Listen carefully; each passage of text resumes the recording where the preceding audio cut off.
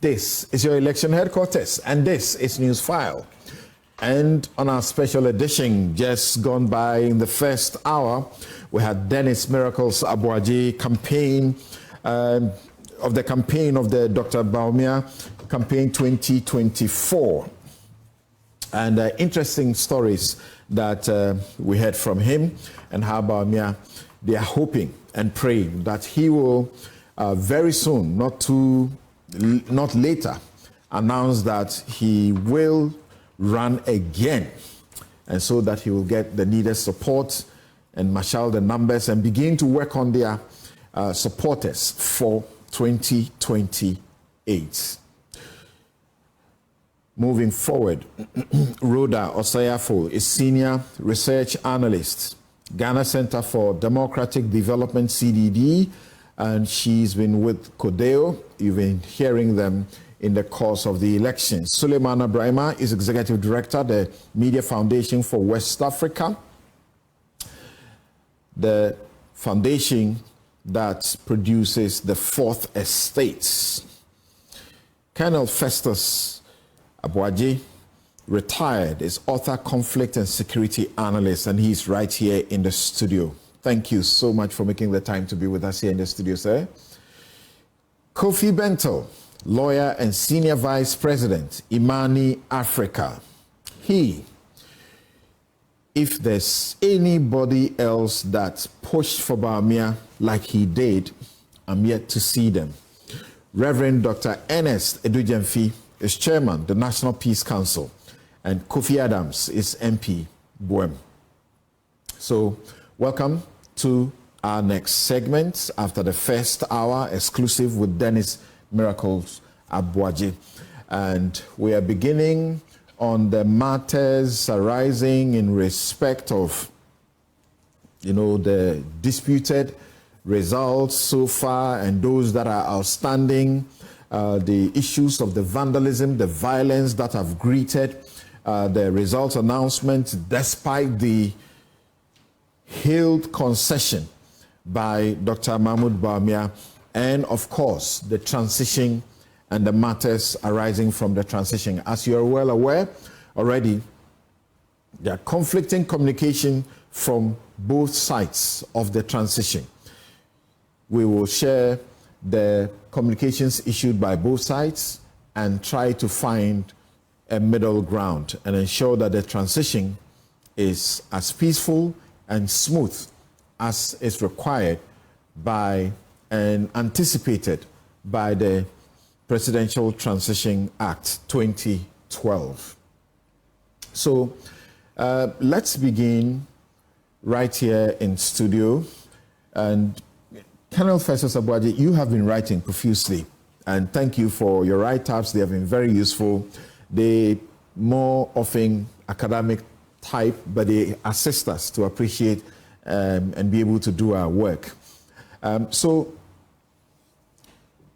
where we have come to is that we have constituencies that are outstanding, and they are outstanding for various reasons. The Electoral Commission now has been forced by the NDC to suspend the coalition that had been going on in those constituencies. So let me start by reading the Electoral Commission's press release of yesterday. It says, halting of recollation of presidential and parliamentary election results. The Electoral Commission wishes to inform the general public that the recollation of presidential and parliamentary elections results, which was ongoing at the Tesano Police Depot for constituencies whose collation did not follow legal processes as enshrined in CI 127, as well as constituencies where collation on election day could not be completed, have been put on hold until further notice. The inability to collate and declare results on election day, which led to the recollation at the Tesano Police Depot, was due to disruptions of our collation processes by political party supporters on election day and the days following. It is instructive for the public to know that the Commission informed political parties of the change in location to the Tesano Police Training Depot after agreement with the Inspector General of Police and his team. Indeed, all the agents of the political parties observed the process yesterday, which resulted, that's Wednesday, which resulted in the collation and declaration of results for the Fantiakwa North, Akwetia, and Suhum constituencies. We urge all stakeholders to collaborate with the Commission as we carry out our mandates. How do we navigate this situation? And this was issued right after Johnson Esidu Nketia, the chairman of the NDC, held a press conference and said that they were not going to be party to any collation that was going on at Tesano, because all this ought to have happened at the constituencies by law. And declarations have already been made. So if the EC says they have to do it again, they do not agree. Well, first of all, thanks for having me. I was embargoed from Newsfile, but thankfully I'm back. Right. Just a joke. Right. Samson, I'm not a legal brain at all, but I've listened to discussions in the media spaces, and I think you just mentioned it, not supported by legal frameworks. All the discussions that I've heard emphasize that there is no provision in CI 127 that allows the EC to move the collation of constituency results outside of the constituency. And in this case, we are not even talking of one. We're talking of quite a number of them. I think about 4, which have been brought to Tesano. Secondly, there's a question of integrity. The NDC, as of last night, had disputed that the EC, or they had agreed with the EC, to move the collation, recollation, or whatever they want to call it, to Tesano. So something is not right. And I came to the studio, Samson, with this cash receipt book, which allows you to fill the original and then to have what otherwise we would call counterfoils, which in this case will be the duplicate, triplicate, and so on and so forth. How could we sit around this table? And I think Kofi has just arrived. I haven't seen you for quite a while. Sit around this table. One of us, in the presence of all of us, fills this form. And then the EC retains the original. Right. And then we tear the first duplicate and give to Kofi, the triplicate to you. The moment that is done, the figures change. So we're talking about criminality. And instead of the EC coming to explain, I would have wished that the EC took responsibility for this lacuna. And the explanation you just gave is consistent with regulations 42, 43 of the regulations that govern these elections, because they talk about the role of the returning officer. At the polling station, you have the presiding officer. So the presiding officer will get the ballots together in the full glare of the public. Yes. They will be sorted, they will be counted, and for that particular polling station, who won and who lost will be made clear. Precisely. Then they are moved to the constituency collation center. What they are moving there is not the ballots to be counted. Yes. As you just said, there is a counterfoil. So party agents or representatives or candidate agents or representatives have already appended their signature to this result. Why should there be a problem with the ballot boxes afterwards? That's the question you are asking. This is a very tricky question. And we need to use some conspiracy approaches, conspiracy theory approaches. In the course of the campaigning, we heard one political party, precisely the MPP, emphasizing that they were going to win the elections by a strategy. And some of us were sitting at home, talking amongst ourselves and asking, what is this strategy? Now, what I can deduce is that, for instance, when lights go out at a ballot station or collation center and commotion kicks in, could that be part of the strategy? Because invariably we've seen, we've heard Michael Quay Jr., talk in the media several times that in the heat of the commotion, ballot papers or pink sheets, ballot boxes get destroyed. And several parties, I think Okaikwe, Central, Blekume, and so are saying that they don't have their pink sheets. EC hasn't got, or some EC officials, presiding officers, haven't got their pink sheets. What in the world is happening here? That somebody has calculated that I am going to, and of course we know that there have been ballot papers that have been printed. Maybe we'll come back to that. So could that be part of the strategy, to print ballot papers and then create opportunities where you could smuggle the ballot papers or pink sheets or whatever into the regular or the original, materials? All that I'm trying to suggest here is that probably our political actors and the organizations they belong to have become criminal organizations or criminal enterprises who are seeking power at all costs, no matter what.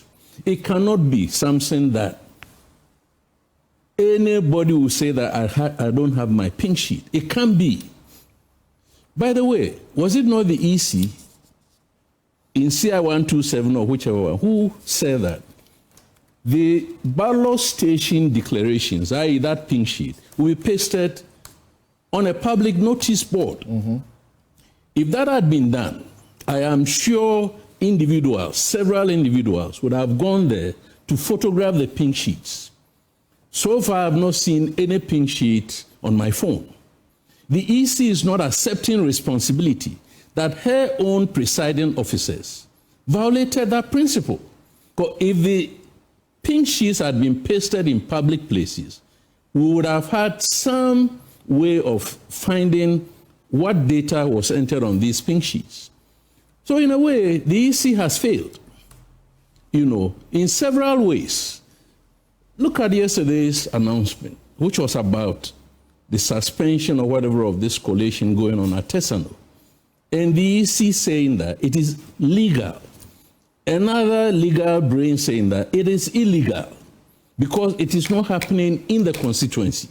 And the EC hasn't got any mandate to authorize the movement of those materials and the processes to... What is the EC supposed to do? That a collation center far away in some region has been besieged by party supporters. Yes. So the officers and everybody else is endangered. And they are practically unable to do the work. What are the options to the EC? A very simple understanding. We had 40,000 plus ballot stations. And we had security officers, some police and some a mixture of police and other security services. Of course, bearing in mind that some of us had argued that the military has no frontline role in policing elections, democratic elections for that matter. So after the elections, the night of the 7th, you didn't need the police officers at the ballot stations. So let's assume 40,000 police officers were deployed. You didn't need them there. You then needed them. How many constituencies do we have? 600? 276. Yes. So you needed police to secure or reinforce the security at these collation centers. I'm not aware that that kind of redeployment was done. If it had been done, there would have been more security presence at the collation centers. Of course, we're talking of... So there's no excuse for the claim that the supporters have massed up at collation centers and therefore not making it possible for the officers to do their work. That's what you're saying. If this was a collation center, what I'm trying to suggest is, after whichever constituency this is, let's assume there were 30 polling stations. You did not need police at 30 police stations. You needed police at this Joy Newsfile studio. Right. So there should have been a lot of security presence in this area. All those who were in the polling stations across a particular constituency. We call it regrouping. You may not even need half of them to go to the collation center. Precisely. To reinforce the police presence or security presence in order to contain. By the way, I'm also arguing that as a people, we don't have institutional memory. Well, we know that this is not the first time it's happening. It happened in 2000, all the elections that we've had. So what kind of intelligence estimates went into the preparations and planning for security of this of the elections, especially national security and intelligence, should have suggested that the so-called hotspots, flashpoints, were A, B, C, D. You cannot take out Ododio.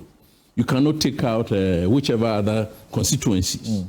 So IGP himself explained that they were going to concentrate on the known hotspots.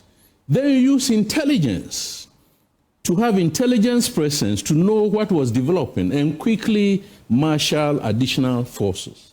If we had done that, because it's a fluid situation, you said the end of the elections at 5 p.m. The commendations that the observer groups and all others are giving to the election task force, the IGP, premature, you say? They are diplomatic statements.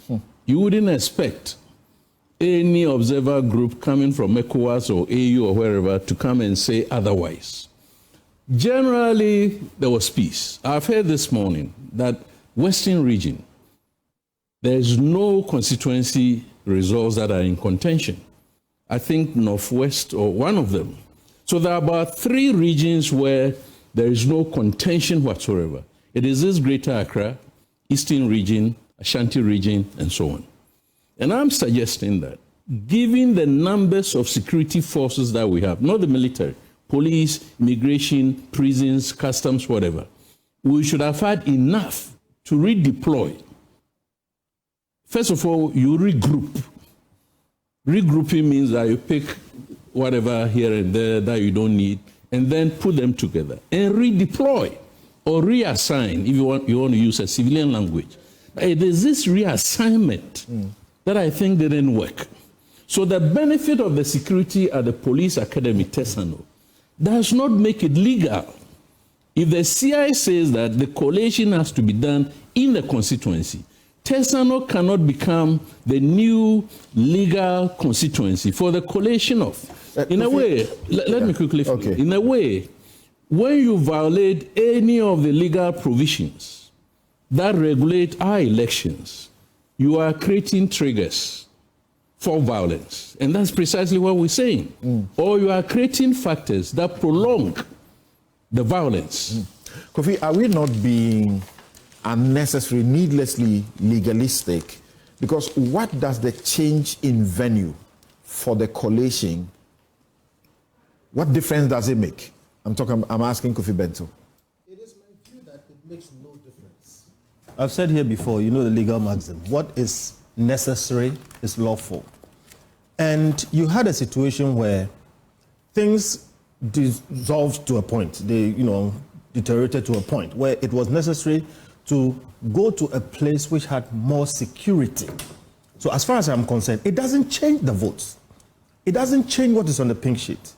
There is a certain exercise that is being conducted, and it needed to be done in an atmosphere of greater security.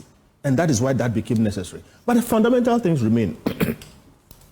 Let me do some management consulting. See, operational strategy for elections belong to the EC. They have to do that.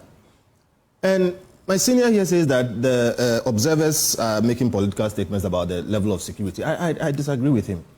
Look, when the story is written, you will see that the security arrangements around this election were very good. We could exclude the military. When the all is well that ends well. Not even ends well. We are seeing some of the problems that arose. But when the story is written, you will find out that IGP Dampare did a fantastic job. But he just made a point. I'm coming. At the constituency level, you had all the police officers in all the polling stations within that constituency who could go to that particular constituency to ensure that this massing up that disables the officers from doing their work does not happen. I am making the point. The point I'm making is they have been overwhelmed. Strategy belongs to the EC. The police are there, but there is a certain limit to which they can operate. So if, for instance, the EC doesn't allow them to do certain things, for instance, if the EC determines that we are moving the thing from this station to that station, the police can't stop them. My point is, the EC could have and should have done their job within the arrangements. Now, management strategy, when you have the necessary know-how, you have the capabilities and the qualification to do something, and then you have the resources you need to do that thing well. If you do it, it is regular. Nobody should praise you. But if you don't do it, it is incompetence on your part. When we apply this analysis to the EC never complained of resources. They've spent over $100 million to do this. They had security arrangements, like we are saying, police were abundant. And I don't know of anything that they requested. They spent over 100 million Ghana cedis, not dollars.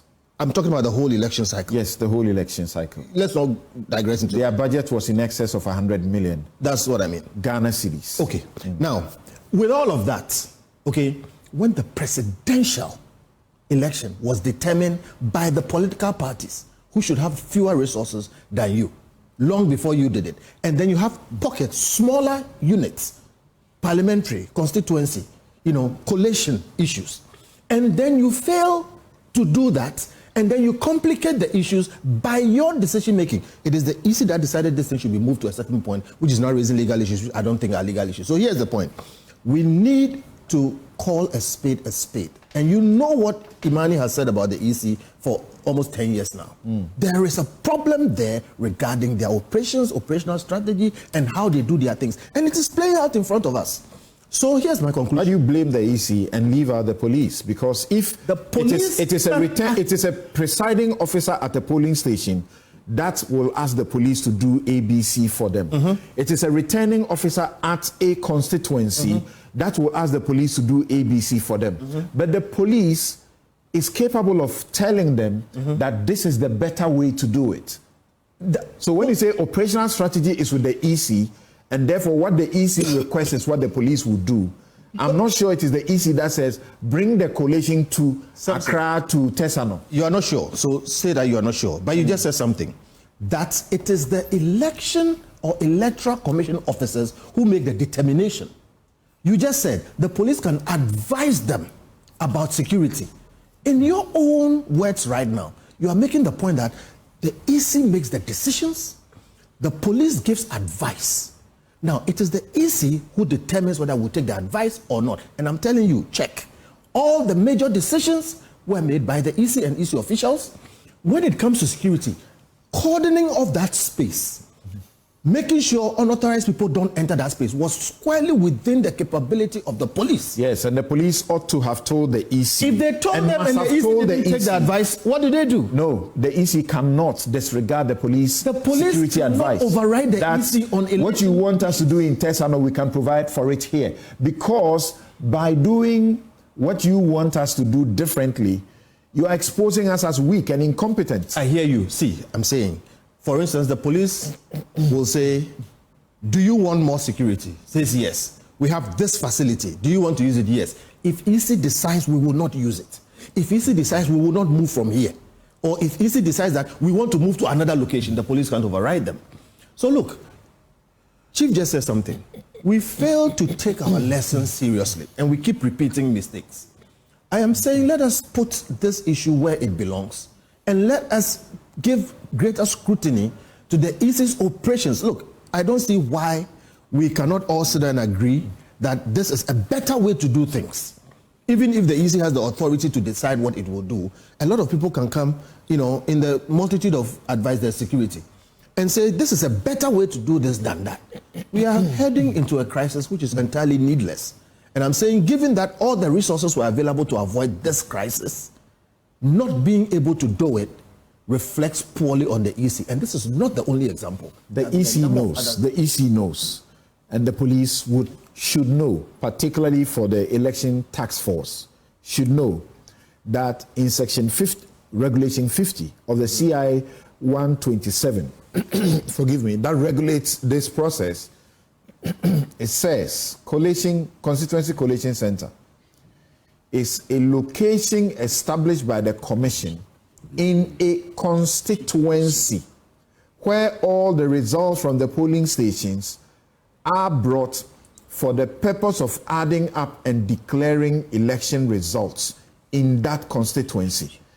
And before this, I had referred to regulations 33, 32, which simply say that the returning officer must assemble the results from the polling stations without counting the ballots, recounting the ballots, fill the parliamentary election results summary sheet, give public notice to the total number of vote cast for each candidate, publicly declare who is elected, request the candidates or their representatives or counting agents of the candidates together with the returning officer to sign these sheets. Give each candidate or representative or counting agent of a candidate a completed and signed copy, endorse on the rate, blah, blah, blah, forward to the commission and so on.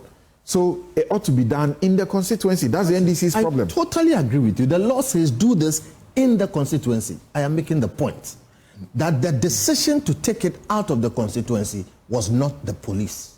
It was the EC that made that decision. Now, if I were a lawyer arguing this matter, my argument would be that what is necessary is lawful. If for some reason it was impossible to do it in the constituency, and everything showed so, the security people and everything, and the EC decided that let's take it, for instance, to the EC office to go and do the counting, etc. My advice to them would be, when you finish doing that, take it back to the constituency and finish it there. Then you will be somehow in conformity with the law.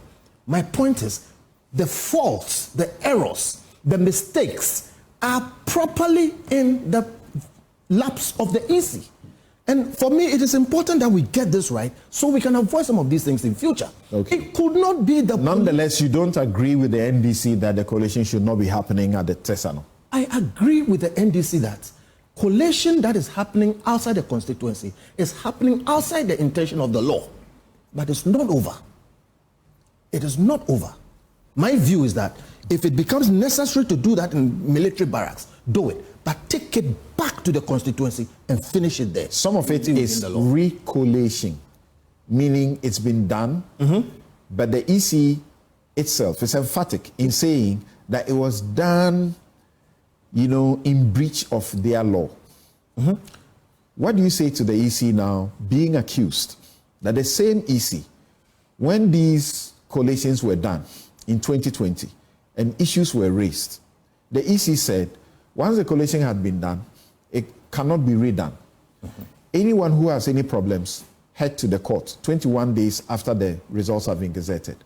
That is, again, where I fault the EC. And I say their conduct of their mandate leaves a lot to be desired. When you have this kind of attitude, you create problems. Indeed, if there was a problem and the EC took the view that we would take another look at it, we would go through the process again in a more transparent way, have more of your people here, have more of your lawyers here, let's do it. And this is where, even if it's done in the EC headquarters or whatever it is, the parties will agree. But when you just throw your hands up and say, go to court, okay, you create this situation where people don't trust you, and then people have a certain tendency to fight you, and in future, it plays out like it's playing out now. I think our EC should be absolutely reformed in terms of their character. That go to court was actually what the law requires properly. You see, you go to court when every other means of arbitration and resolution fails. The EC at the time interpreted its laws, and it is being suggested that that was the correct interpretation, that once there's been collation, there cannot be recollation. And anyone who is aggrieved, your only resort is to the court, High Court. And the law spells out the process to be done in the High Court.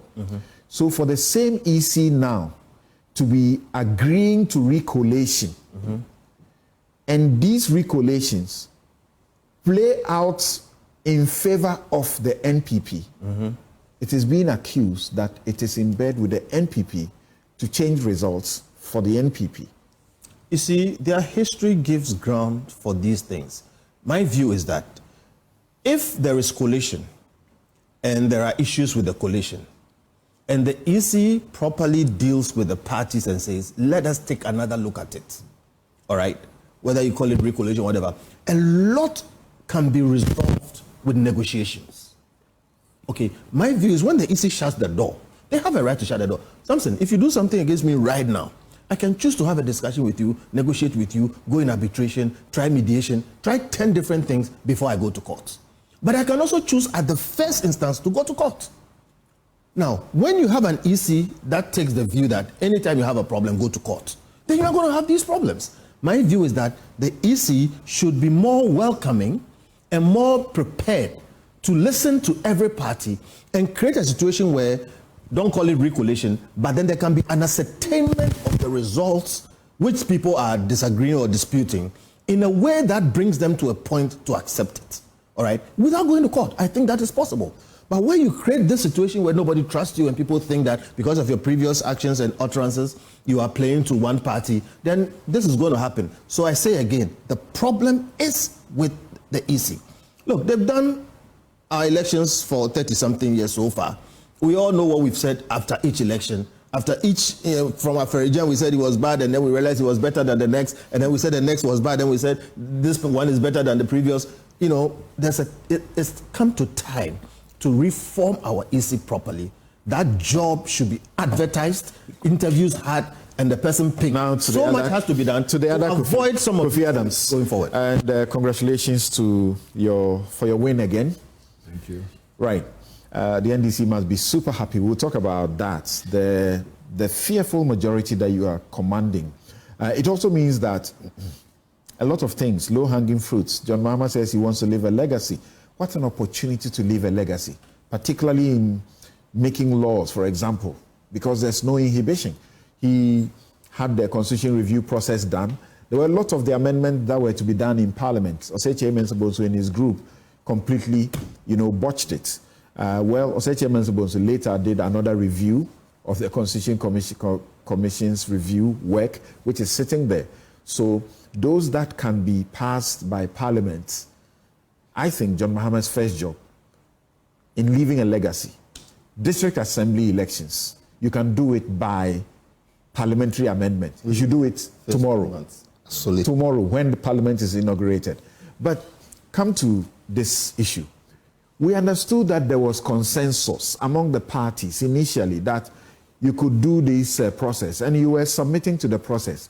Then suddenly, as 3 results were collated or recollated, and they went against you, your chairman held a press conference and said, we don't want to be part of it anymore.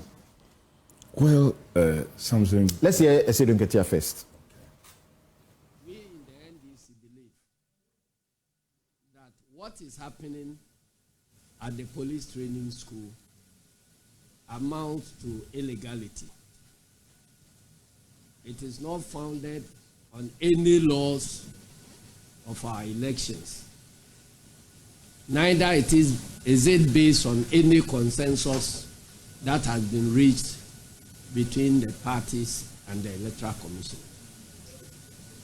And so we want to inform the nation and to give notice to any officials of the Commission and the police who are involved in the perpetration of that illegality, to know that there could be consequences of their actions in future. We know the process of our elections is quite clear. After voting, votes are counted and the results entered on what we call the result declaration forms, or the pink sheet, and the presiding officer at the polling station proceeds to announce the outcomes at the polling stations, after which all party agents sign and then are given copies of the results. The reason is that everybody will be having the same figures simultaneously. That is one of the most important checks in our elections. And that is why we always say that elections are won or lost at polling stations. Now, after what has been declared at the polling station, the law requires the presiding officer to paste a copy of the results declared at the polling station at the place where the election took place. And then, after all these declarations have been done at the various polling stations, then the parties, together with the Electoral Commission, will now meet at a constituency collation center,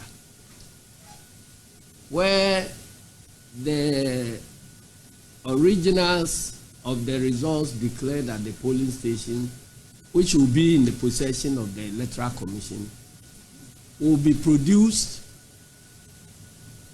and tallies are made out of that EC copies.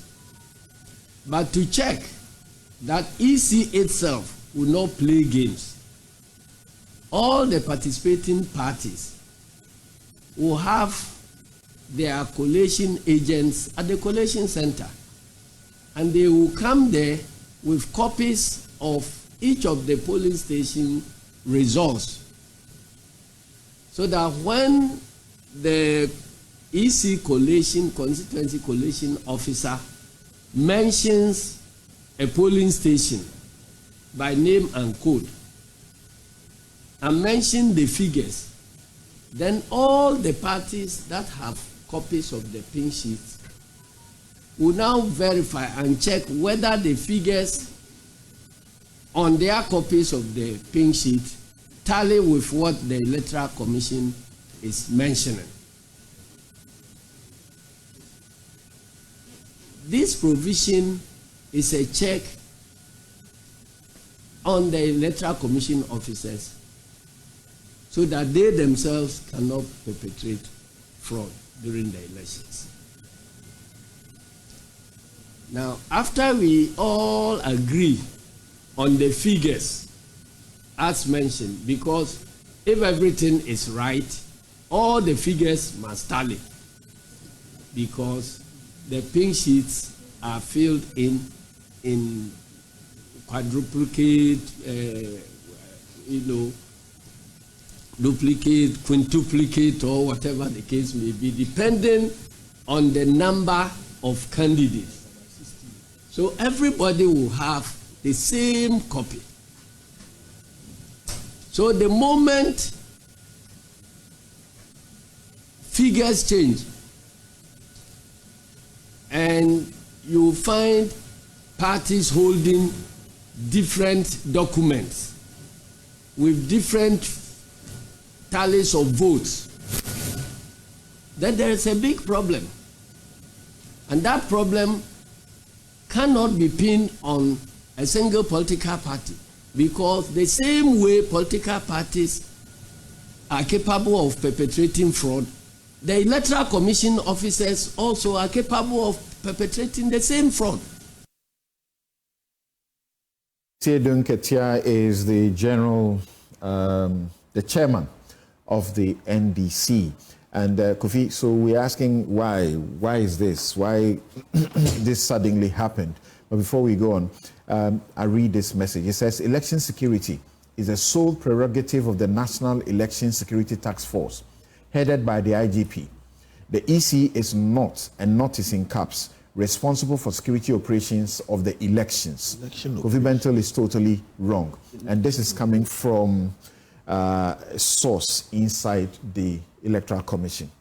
Yes, Kofi Adams. Yep, clearly that's the position in terms of security, and that is why, let me first extend my felicitation to you, the host, and my co-panelists here, and your viewers.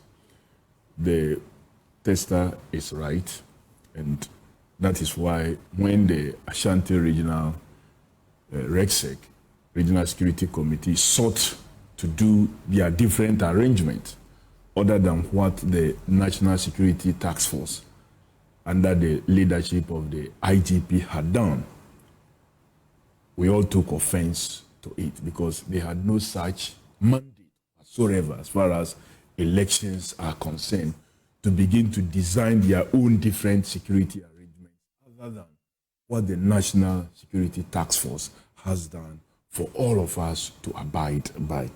But, Samson, it is not true that the NDC agreed to relocation of collations from Eastern region or any other region to the Tesano police depot, because we knew that would not be lawful. At best, we had agreed to some level of collations being done within a region outside of the constituency, where practically it's not possible to do the collation within that very constituency, and to a particular location that is one of the gazetted locations for the performance of such a responsibility. It explains why polling stations and collation centers are gazetted. So they are known locations even before the date set for elections. And the CI 127, which takes its authority from Constitutional Provision Article 51, which mandates the Electoral Commission to prepare such regulations and other rules which are laid before Parliament, and once they mature, become applicable for elections and referenda, comes in. Nowhere do we have anything like a collation outside of a constituency or outside of the region. We've practiced a situation where when it becomes difficult to have collation in the constituency, that collation get done at the regional office. And this did not happen only in this election. It also happened in the 2020 elections, though we were offended by it. In Zabzugu, for example, the collation was not done within the constituency and the declaration was not so done. We were so offended by it, but we went to court, we challenged the processes, and the court, it didn't end in our favor. But for this situation, Samson, if you go to a polling station and at the end of the polls, the ballot box gets open and the papers are sorted and counted, a counting agent or a party agent, as we sometimes will call it, have a right to request for what? A recount. And have another right to ask for a second recount, which the presiding officer may oblige or decline. But if he so declined, he must report this occurrence to the returning officer at the collation center. And the returning officer, by law, is obliged to have that second recount You have done. literally read out the law. Yeah. So this, but you don't also recount at the collation center if a request was not previously made at a polling station. Before the declaration. Before the declaration. If the request was not made by the counting agent or the party agent at a polling station, no matter the noise levels, a returning officer cannot open the ballot box and conduct a recount if there is no prior request at the polling station to the presiding officer. In the same vein, the law is so clear about declaration of results, and that duty is given to the returning officers. We have two returning officers in our elections, and because we have joined our elections since 1996, In 1992, we had presidential elections in November and had parliamentary elections in December. Subsequently, we've held the elections, these two elections together. We have two returning officers. The chairperson of the Electoral Commission is declared as the returning officer for presidential elections.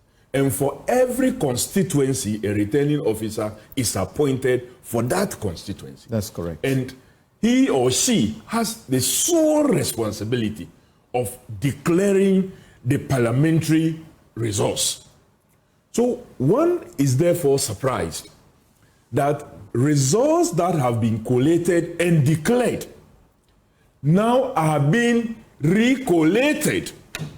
That is our concern. Results collated and declared by the returning officer now gets recollated. Under whose order, we do not know now. Because the same Electoral Commission, like you pointed out, in 2020, in the case of Techim and Saf, we petitioned the Electoral Commission at the headquarters. And they actually responded to our petition in writing. And in that response, they made it very, very clear that once the results are declared, that it's a right to ask for recollation before declaration. But once the results are declared, the only platform left for you is the court. It is only in the court that you can prove whether you did the declaration under duress or you did the declaration with half polling stations or quarter polling stations or three-quarter polling stations, or you ignored some figures, or you change figures that are meant for candidate A for candidate B. The only platform left by law is the court. So the reference you make to what the Electoral Commission said when you requested for a recollation in 2020, in that reply, paragraph 12, the Electoral Commission said, pursuant to CI 127, the same one we are using now, because that is when it was passed, all results from the 266 polling stations in the Techiman South constituency were received, collated, and results declared. The Form 1C was used to collate the results of the parliamentary election by the returning officer. The collated results were then transferred onto the Form 1D as mandated by law. The law requires that signed copies of the forms are given to the agents of the candidates at the collation center if they are present. Now, paragraph 13. Recollation can be done at all levels when requested before the declaration of the results. However, once election results have been declared, a dissatisfied party cannot request for a recollation or recount of the results. And then pointed the NDC then that the law, as it says in the representation of the people law, is that you go to court.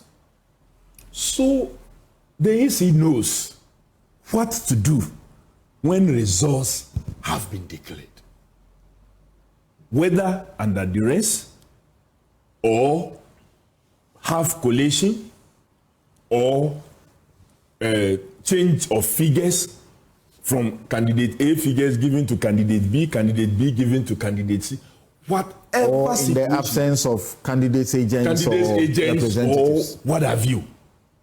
All that can only happen at the court, and it is only the court that can give orders. Even where ballots get rejected because either the mark was not so clear, and it is referred to the returning officer who may also make a further decision on the rejected ballot. If you are dissatisfied, it is not for the EC at the regional or headquarters level to further examine these rejected ballots. It is only in the court that the court can order a further re-examination of those ballots that were so rejected. If you feel that a rejected ballot should have gone in favor of candidate A or candidate B. So one is surprised that the Electoral Commission will be behaving in the manner that they are behaving. I am not so worried about recollating constituencies that have not been declared. I'm not worried about that because a declaration have not been done. That's right. Like the Nsawam Adwejiri, no declaration have happened. So if you are seeking to do a recollation, do it at the rightful place and under rightful environment. I'm not so worried about that. But in situations, for example, like Obuasi East, where a declaration have happened, and not just an agent, the candidate himself, who is a sitting member of parliament, has endorsed the results declaration sheet. Now you have EC says that declaration, which was signed by the MPP candidate, who is a sitting member of parliament, was done under duress, and so it should be recollated. Where else?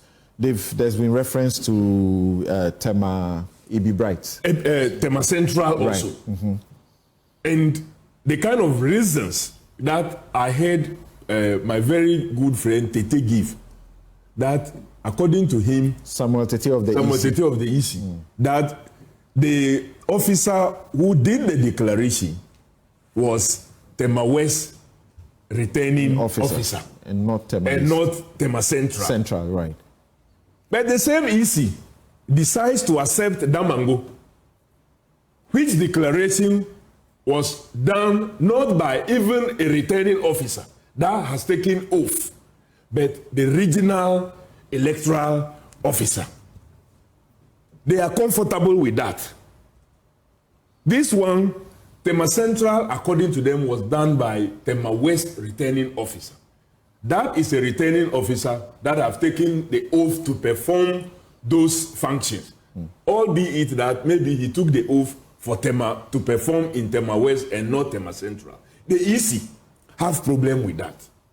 But the EC didn't have problem with the regional director of EC for Savannah declaring results in Damango, because they did not find space to list that one. So these are the things the EC, by its releases, continues to say, that the law has not been followed in the declarations. That's why they need to redo them to follow the law.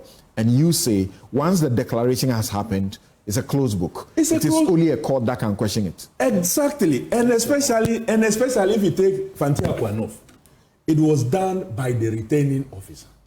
And in the presence of candidate agents, and the so-called deputy returning officer was present.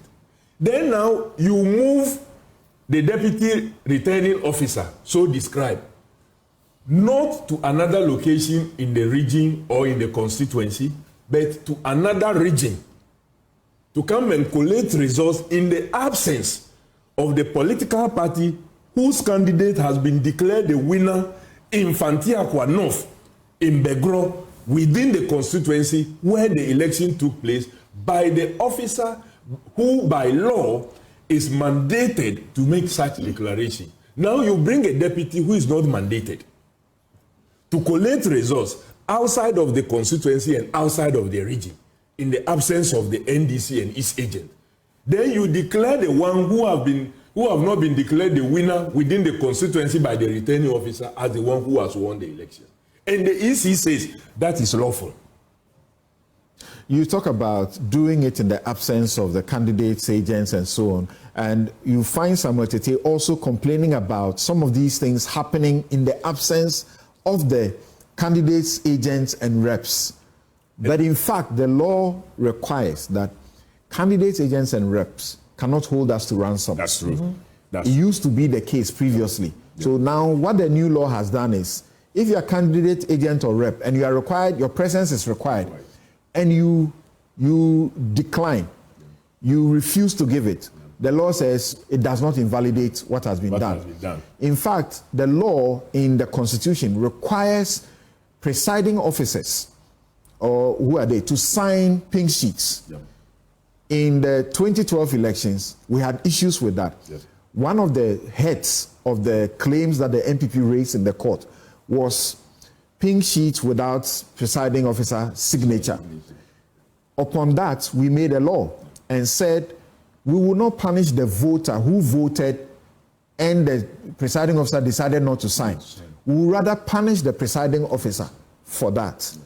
Kofi, what do you say to? Clearly, before he comes, before he comes, in a situation where agents or candidates are not to hold all of us to ransom, it is when that event is happening at the gazetted location. Okay. Not where you have moved the collation from the constituency outside of the region where the constituency is found to another region in a location that has not been gazetted and agreed upon by the parties for any such activity to take place there. Kofi, we agree on that. The law is on your side on that. See, the lessons from the election petition, which is what you are now citing, okay, is why we've made progress in that area, and it makes sense. The point, however, is that a lot of times the problem is with the EC's operations and the decisions made by its officers. Okay, I have a agenda. It's in the form of a question because of the issues. Election operations, as far as my information is that election operations are different from security operations, even in an election. And the police and co are in charge of the security operations, but the EC is in charge of election operations. The collation center gazetted, and where counting and co will be done is not part of what the police determine. It is part of what the EC determines, and then the security people support them.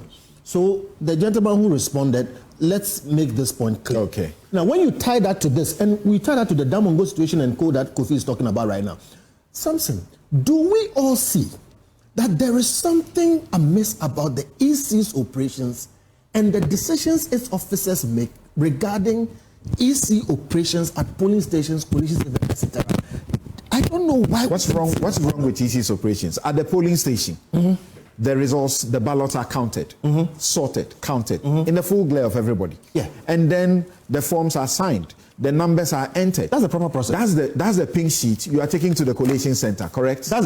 Kofi is saying something. What has the EC done wrong? Kofi is saying something. He says, right. In Damongo, some other officer comes and makes a declaration. The regional director of elections. That's an EC problem. Then in Abi Bright's case, another person makes a declaration. West to central. Okay. From one constituency. Direct EC operations. Now, EC makes a decision in one that is at variance with the decision it makes in another. You just talk about the decision they made about go to court in another situation. When we talk about the police in charge of security, we are talking about where they have been overwhelmed. And we all saw it. Where the police has been overwhelmed? Yes, they have been completely overwhelmed. In Ablekuma West, for example, it became chaotic. And you saw a handful of police officers. I appreciate the fact that because the good thing that was done was that they should not use arms. Yes. Because they did not use arms, some people tried to, tempt them. I was following that. They recovered quite quickly. Yes, but the point is that even the military, who were not, as we understood, from the police and from the military itself, that were not going to be deployed at polling stations. During the day of the election, we saw them at polling stations. Where were they in the night when these party supporters were besieging these collation centers? I hear you. I was following it. I think you were on air also. Now, when the melee happened and the police seemed to be having overwhelmed, they recovered quite quickly and reinforcements were sent. All right? And that was... As at yesterday, the EC's complaint, as at yesterday, the EC's complaint for the problems is party supporters taking over constituency collation centers and disabling them from working, as at yesterday. We're talking about the Damsoban, I think, situation. And no, generally, that's what their president said. Well, you see, we're all following generally. My view of it was that some decisions were made by the EC which exacerbated the security situation. That is my view. And I come from the position that if those decisions were not made, the security situation would not have deteriorated. For instance, moving things to Tesano. And I'm making the point, as we are all making here. In fact, there's something we are all agreeing on, that there is something amiss about the way the EC conducts itself. Earlier you said they made a decision here and then later they changed their mind. He just said that one go here, they changed their mind. And I'm also making the point that they are not in line with the law when it comes to this. These decisions create security problems. All right? And I'm saying that we've come 30-something years. The EC has been very resistant to anybody trying to make suggestions to them about how you do things. The EC has rather been listening. No. When they say we are going to give accredit to only this number of media persons and we speak, they increase it. I work in an institution when they say fight with the EC for... They have opened up their collation centers. All of this. They do a lot of things. Right. I'm saying I work in an institution where we've had a fight with the EC over its operations and technology for almost 10 years. The records are there. In this election, they procured fax machines. Fax machines. Go and read the things we've said. Okay. So I'm telling you, a lot. If those decisions are not made, all right, you will not have a deterioration of the. I have guests joining us virtually. So how many are the outstanding issues that? 9. 9. Well, the EC listed 9. We disagree completely with them because we know Obuasi is have been already declared. If anybody has an issue, they should go to court. Has an issue, it is the one that you have. Let's go on. To. 2. We think that Fantiakwa North, that they claim, the EC headquarters claim that they are accepting the Tesano declaration. We disagree with them completely. So most likely on the day of inauguration of Parliament, we are going to see two MPs for Fantiakwa in the House. The chairperson of EC must let the law works. But they are finished. They have done it, and they say. And I'm saying that no, they have overturned the first declaration. You cannot. How do you? On what basis? Because the law does not give you the EC mandate to overturn a declaration by a returning officer. The law doesn't give the EC that mandate. It is only the court, through an election petition, that can overturn a declaration by a returning. The EC will do gazetting. So the EC, and the gazetting they will do is what they have declared in favor of the MPP That's candidate. what I'm saying. So that will be wrong. And if the EC do that, they are further creating a platform. Will you ask your candidate who was earlier declared to come to Parliament? Of course, he has to come to Parliament because a writ has been signed from him. A writ has been signed. So the EC is only mandated to forward that writ. That's number 2. Lawfully done. That's number 2.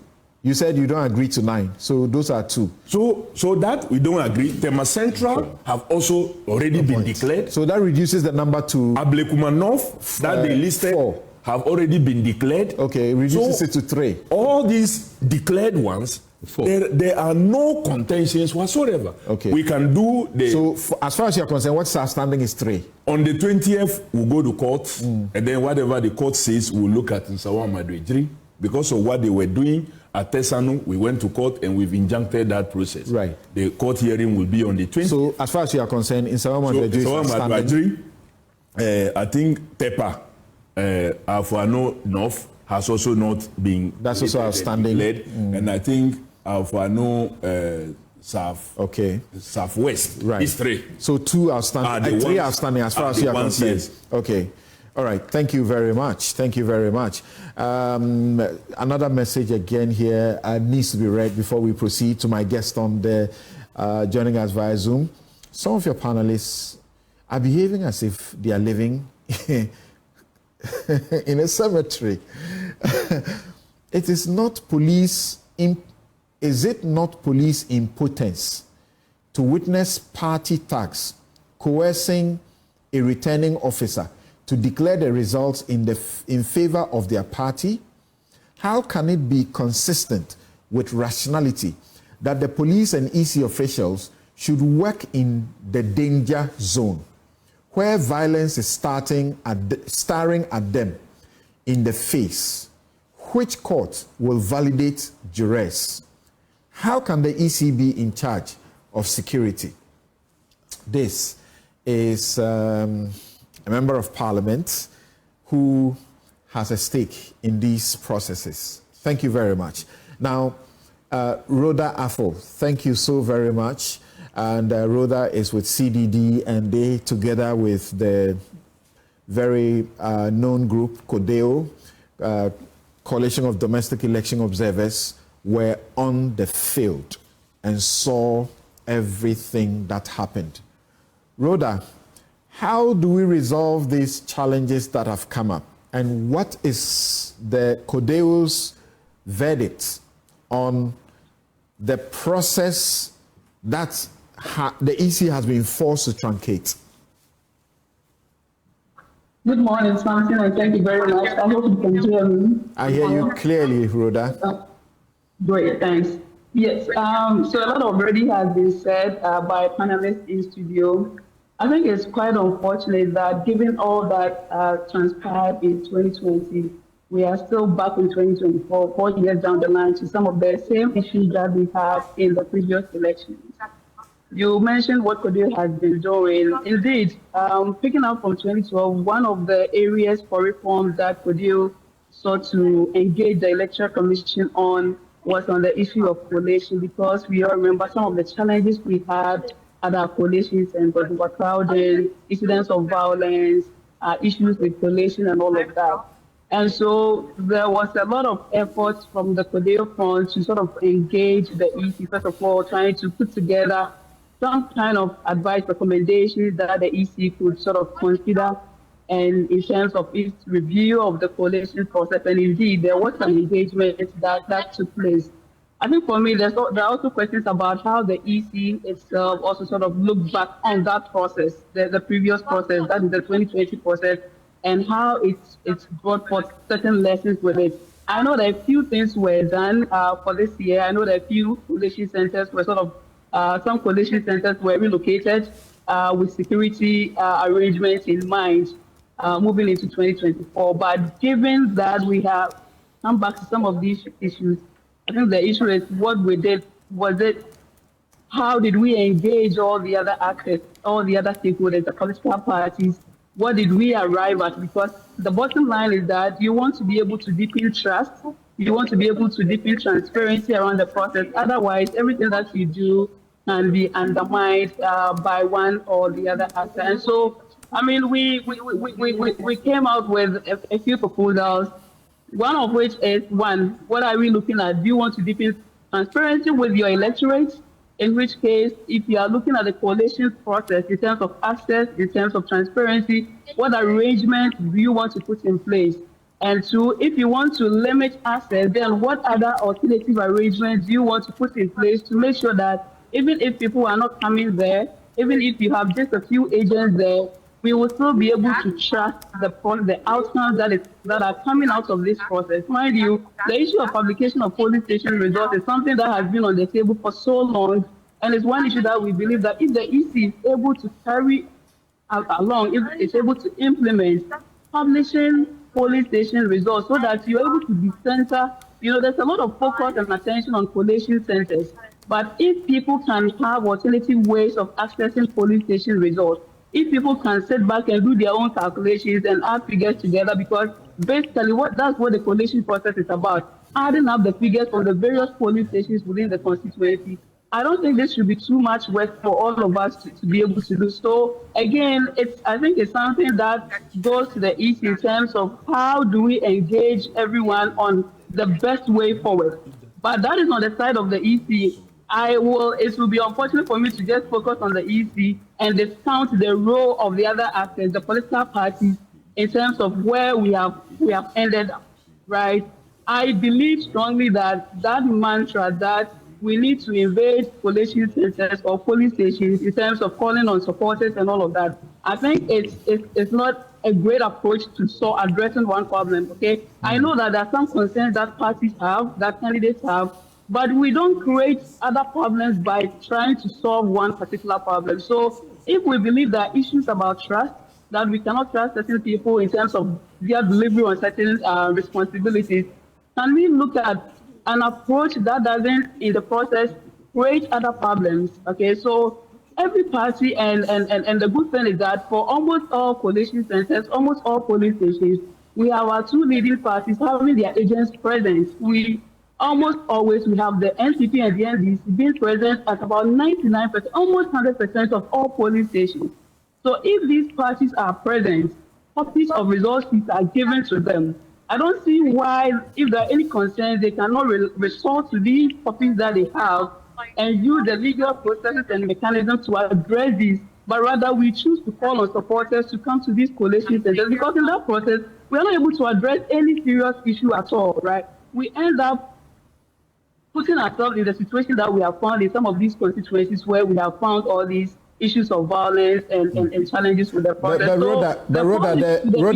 Rhoda, the parties will tell you, you remember that it was during the night, somewhere getting to midnight, that you had Sami Gyamfi first call on the NDC supporters to head to the polling collation centers because there were attempts at swapping results and so on and so forth. And then we condemned it roundly. Just before we could finish, Dennis Miracles Abuaje, also speaking for the Bawumia campaign, also held a press conference, condemned what Sami Gyamfi has said. And before he could finish, he also asked their supporters to go to those polling collation centers. They will tell you that they went there to protect and to avoid their verdict being stolen. You don't agree that they are going there helps to an extent? I mean, something from the 2013 presidential election petition, one thing that came out clearly for the political parties is that vigilance is key, right? And that they need to be vigilant. And I commend our political parties in many other African countries where I've observed elections. The kind of diligence that you see our parties do here, I am yet to see it elsewhere. And for that, I think it contributes to credibility of our process and where we are. And I commend them for that. But at the same time, also, we have to be able to sort of, we need to be measured in our response, in our vigilance. So I was making reference to the 2013 election petition. And then the sense that you have to be vigilant at the polling station and the collation center was also reinforced in 2020 when we went back to the court and then proceedings, we witnessed the proceedings that took place. So yes, the parties have to do they have to do their diligence. But the issue is, how are you doing that, right? Is it by calling on the masses, by calling on the people? Because my point is, when the masses come to the collation centers, when they go to the police stations, what exactly are they going to do, right? Are they going to stop the poll officials from doing their work? Are they going to do their own collation? So we need to be clear, when we call on people to come, what exactly are we expecting them to do other than to resort to something like violence, right? So we need to see how we can navigate that quite well so that we don't create all these problems. The EC has the role, but certainly we cannot discount the role and the influence of the political parties in terms of the outcomes that we have seen with this process. So when Sami Gyamfi, for example, asked the party supporters to go there and Dennis did the same thing, I asked them one simple question.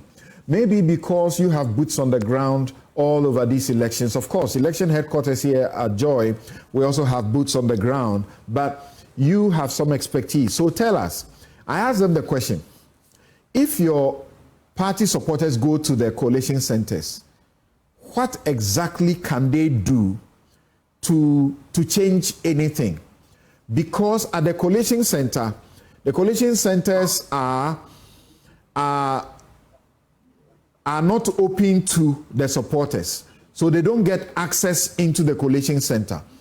They don't get to see anything that goes on at the collation center. Again, at the collation center, it is the forms that have been filled and signed by presiding officers and party agents or candidate agents that is taken there. The ballot boxes don't really matter. And each party has a copy of the results already. These are the results that are simply collated. There's no counting of ballots that is done unless there is a second request for a recount, which a presiding officer declined, and then has to report to the returning officer to do the recount of those ballots. So is there something else that they are able to do to influence the process if these supporters get to the collation center? Right. I mean, exactly the point that I was making. That's what you just sort of restated for me exactly what do we want the supporters to do at these centers other than to intimidate, or because mind you, people have their own understanding, different understanding of the laws. A party agent's understanding of the procedures at the collation center may not be the same as a voter who has just been called upon to move to the collation center, and they come there and they have limited knowledge, information, right? They don't know what is happening inside the collation center, and they can easily be incited, right? There's a lot of information going on social media. It can trigger all kinds of reactions. So we just have to be careful about some of these issues and how we want to handle it. So the call is out to political parties again. If there are concerns, if you were given a copy of the pink sheet or the results declaration form, I don't see why we should not be able to pick up all of these issues or whatever challenges we may have with the process, pick it up even after the declaration, whether it's going to court or picking up with the Electoral Commission. I don't see why we cannot do that unless we are saying that the EC is not giving us copies of the results, which I don't believe is the case. So whatever the problem is, we should be able to use the established channels. If they are not adequate, yes, we may have to engage on that and see how best we expand on the provisions that we have. If your verdict is that they only ask them to go there to intimidate, nothing more. Intimidation, according to the representation of the people's law, of election officials and so on, is a criminal conduct that has to be punished. How do we stop it going forward? So, yes, I don't know what their main intention is when they say go to the police station. I want to take it on face value that their intention is that they want to be there so that no wrong can be done. Again, we have just spoken about how limited the voter is in terms of even accessing the collation center to be able to make any meaningful impact. And so ultimately, what we are able to get is some of the developments we have with harassment, with intimidation, with incidents of violence. Sometimes it's even the voters themselves who become the victims of this process, right? So basically, looking at the way forward, the EC and the parties all have to engage on how we want to design our collation process, right? And I don't think there's a shortage of ideas. I think the point is about engagement. I'm sure certain things were done prior to 2024 elections with results to the collation process, but the extent to which this was done is what I'm not so certain about. Right. So now let me get to Suleimana, and we are thankful also to be joined by Chairman of the National Peace Council, and I keep him for the last on the subject for a good reason, because they have been doing things in the background all the time to try to manage, situations, emotions, and to bring things down so that we continue to keep our peace. Kofi wanted to make a quick intervention to explain the purpose that it serves when you have your supporters massing up at the collation center. And remember, 2020, 8 people were shot and killed. Most of them happened, most or all of them, all of these killings happened during collation. Yes. This year, we are talking about 4 people who have died. Once again, check the times and the places around which the deaths occurred. Kofi, what did they go there to do? First and foremost, there are 2 calls that were made in one statement.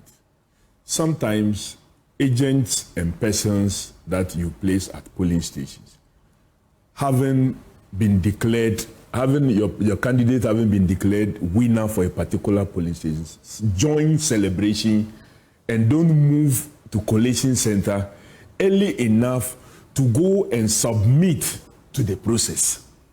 So these national calls are meant also for such persons not to be distracted by the victories that they are seeing until the process is completed. Because if you, the agent... The calls have been to the members, so it's not the agents. If it were the agents, we won't have a crowd outside. I'll come to the members. Centers. If you, the agent, don't get there early enough with your results declaration sheet copy and any other thing is submitted, that is what will be keyed in without you defending your victory. The second one is where you have situations like the evidence that have come out now following one EC constituency EC director dropping her phone, and subsequently that phone, I don't support to maybe people going into people's phone, but they went into it and evidence was found that the person was communicating with a candidate contesting that election, suggesting to him to call the military to move in because they have finished collating the presidential results and candidate John Dramani Mahama has won. And they know that in that constituency, they will vote on a certain line. So if they don't move in to disrupt the process, then something will befall him. Then all of a sudden, military moves in. If you don't have your people also present to give backing to what is legally happening in there, they get to be intimidated. So sometimes... Professor Sabwaji just did a demonstration, which is useful. He used his checkbook. I agree with all that. That's after all of them have signed.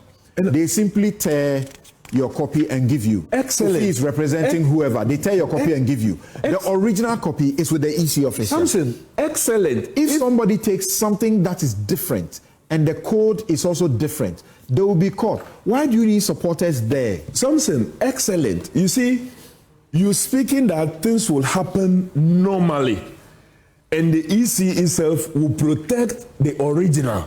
But the EC itself is now a party to the whole process that will help the destruction of every evidence you are talking about. It doesn't today, change the paper. No, today as we speak now, in TEPA, they cannot produce it. EC don't have their results. The party agents lost, who were all in the room there in the course of the melee, lost their copies, and nothing is available. Samson, information. That is what has happened in Nigeria, which we say is not as good as ours. They put this online, so everybody can. Well, the point we are making is, what is the use of your supporters? Unfortunately, it doesn't change. Unfortunately, listen, the EC itself, per the law, per the law. Let me just finish. Per the law, every resource declared at a polling station was supposed to have been affixed at an appropriate platform at the polling station. This was not done. If they do that, if this was will you done, need your supporters there? I'm saying that if they had done that, yes. like you, individuals will go and take pictures of that. So that the if they issue destroy is get the whatever EC is to destroyed. do the And right I'm saying thing. that the EC itself is the one conniving with the people who are supposed to protect us. I'm not disagreeing with you. So Kofi, listen. Now Akle in Eburi says, I think we need an online dashboard. Period.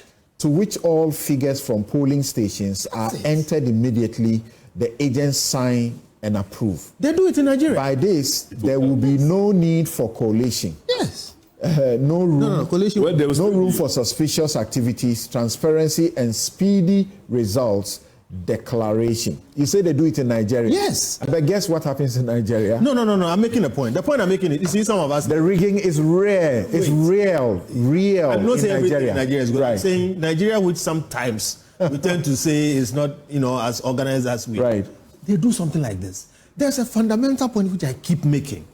Kofi is agreeing with me that if the EC did its things well, then they will not need to mass people there. He's saying that massing people there is a form of coercion to force the EC to do its things right. And I'm saying doing its things right, we can, political parties, civil society, all of us, sit them in a room and say, this is how you're going to do it. So I'm taking, and let's do this online thing. Then after that, I take a quick break before I come to Suleiman Abrahima and The chairman of the Peace Council. Please, let's hear you. The problem that we have is that we are talking about the ideal situation. Our environment is not an ideal situation.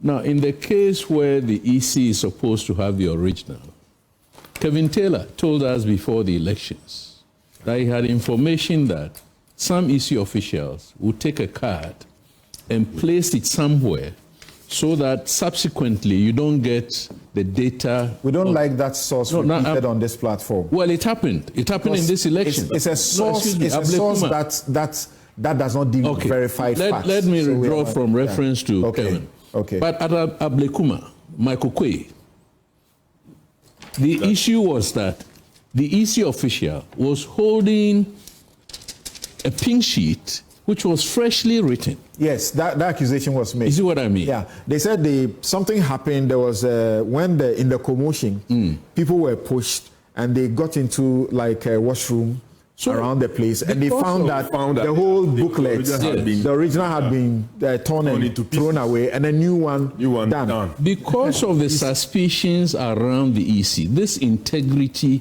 issue, the trust deficit, that is why Rhoda and you have used the word vigilance. People want to be there. And I disagree completely with the calls that were made that when you finish voting, go home. The vigilance cannot be done by the party agents, the candidate agents. It's done by all of us, 32 million. At that point, the vigilance cannot be done by these people. No, it is. It's like a sports stadium.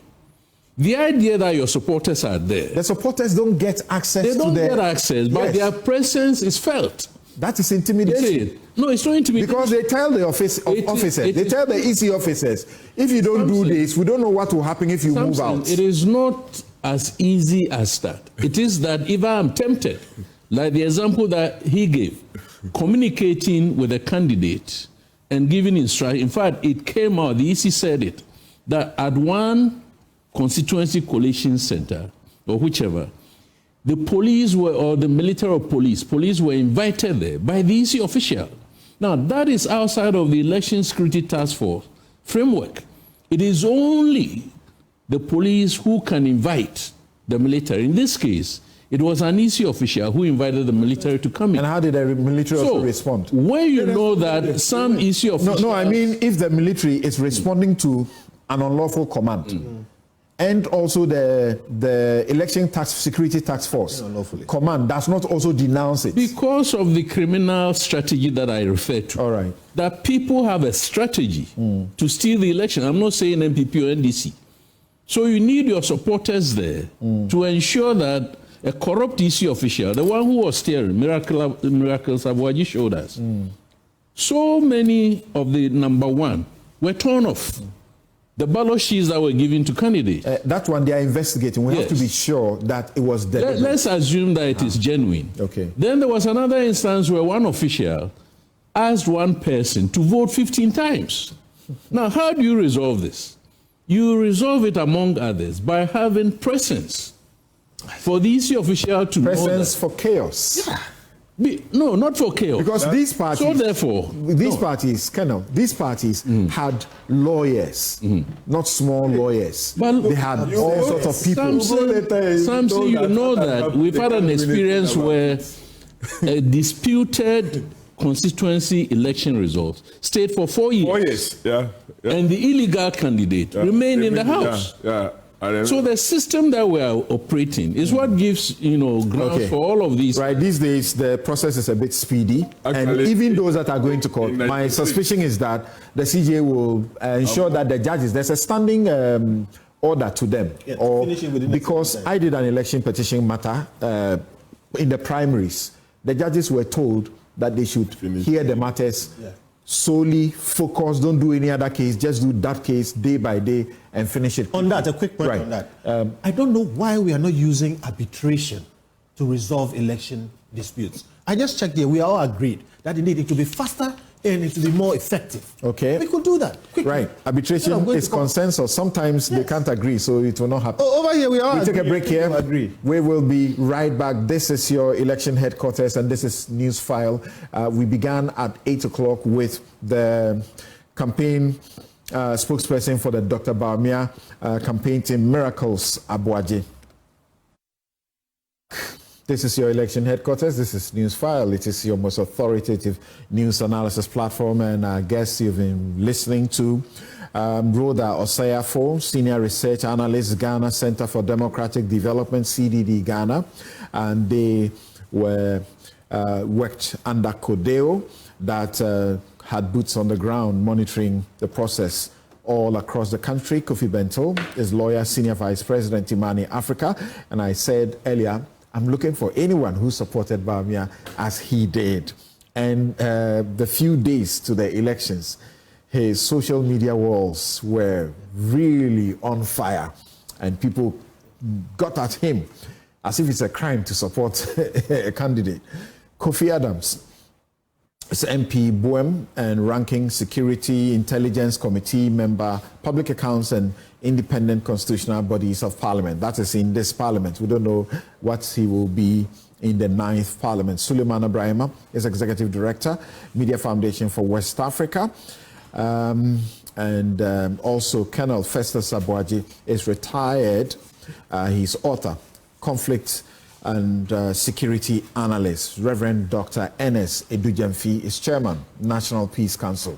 Now, Suleiman Ibrahima, thank you very much for joining us. Now, my question to you will be, how do we resolve these matters? How do we resolve these matters that have come up as far as the constituencies are concerned? We had a beautiful process, smoothly done, and all of a sudden, this appears to mar the beauty of what's the success that the globe is celebrating. Of course, the issues also of the violence that have come up, the vandalism, and the matters of the transition, which we will go into shortly. But first, how do we resolve this issue of the outstanding parliamentary results? Well, Samson, thank you very much. I think that it is for purposes of smooth processes. That's why we have laws. And laws are made and meant to be followed. So when you have a situation where people at some point decide to interpret the law in a way that suits their interest and not as the law should be, we are bound to have some of the challenges that we are having. I think other colleagues have related to what happened in 2020 and the position of the Electoral Commission. And one wonders at this point what has changed. The law has not changed, the CI remains the same CI, and the principles must be the same. That for me is number one.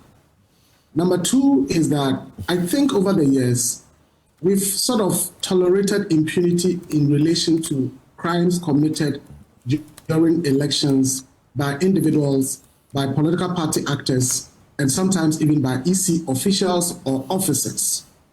Because I don't remember the last time when after elections we are told, well, somebody has been prosecuted and jailed this number of years because the person was involved in this offense in relation to the election or otherwise. We remember what happened in Techiman. People lost their lives, others got named as we speak. I mean, who have been punished for it? And if care is not taken, what we are witnessing now, and we already, as you said, 4 people have died, and if things continue the way we have always had, it means that no one is going to get punished. We all know that at the polling stations and at the constituency levels, the people who are often recruited as election officials are people who are known in the communities where they work. Some are teachers, some may be nurses, and so on. And within the communities, people know the affiliation of these people. And so while they preside or they serve as election officials on the day of elections, they are already suspicious because somebody knows that this person is an NDC supporter, this person is an NPP supporter, and the eyes are on them. So at the close of polls, people are watching what will be the tendency. Are these people likely to try and do something fishy for this party or that party? And that is why, for me, the vigilance is important. And on this occasion, we saw the level of vigilance that both parties put in. But I think that vigilance does not mean recklessness or lawlessness. But what we are seeing in this case is vigilance being extended into recklessness and lawlessness. Because I don't think it is the business of any political party activist or any political party agent to direct a presiding officer on how elections must be declared and how the processes should be done.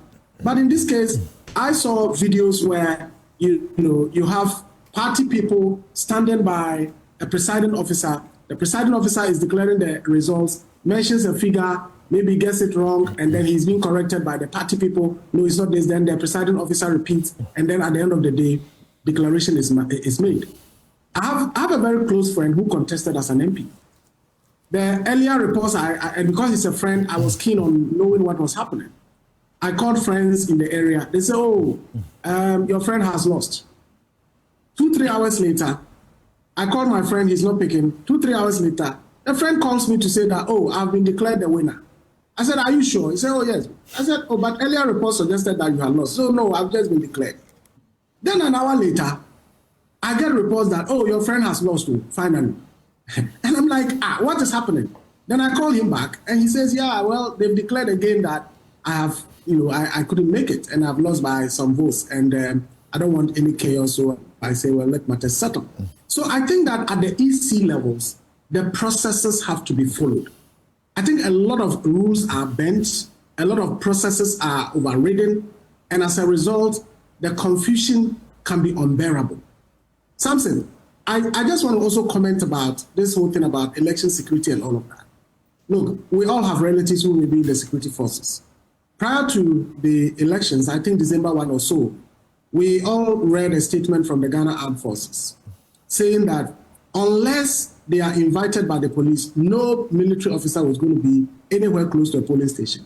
But we saw what happened in Obuasi East, where there was a scuffle between civilians and military officers. The question is, who got these people there?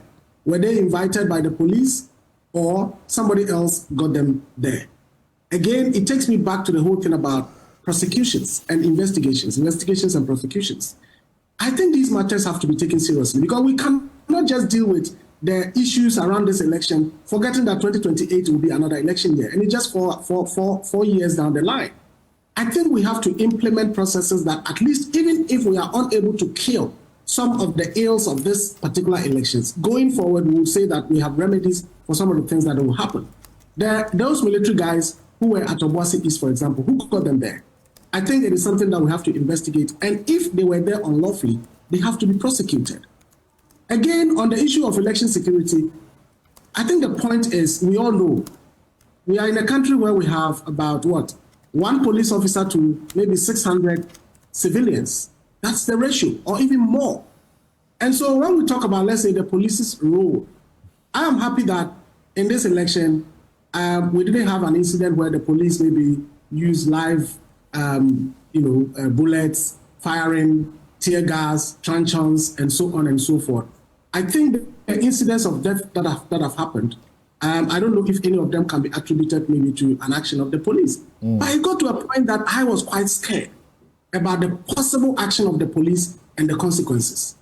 Because at some point, the only option left to the police was to either deploy the use of force, either tear gas or whatever. And if that had happened... They have pepper spray. Or pepper spray. They had that. Yes, and I'm saying that if they had decided to resort to that, perhaps, the chaos emanating from that, the stampedes and all of that, no one can predict what could have happened.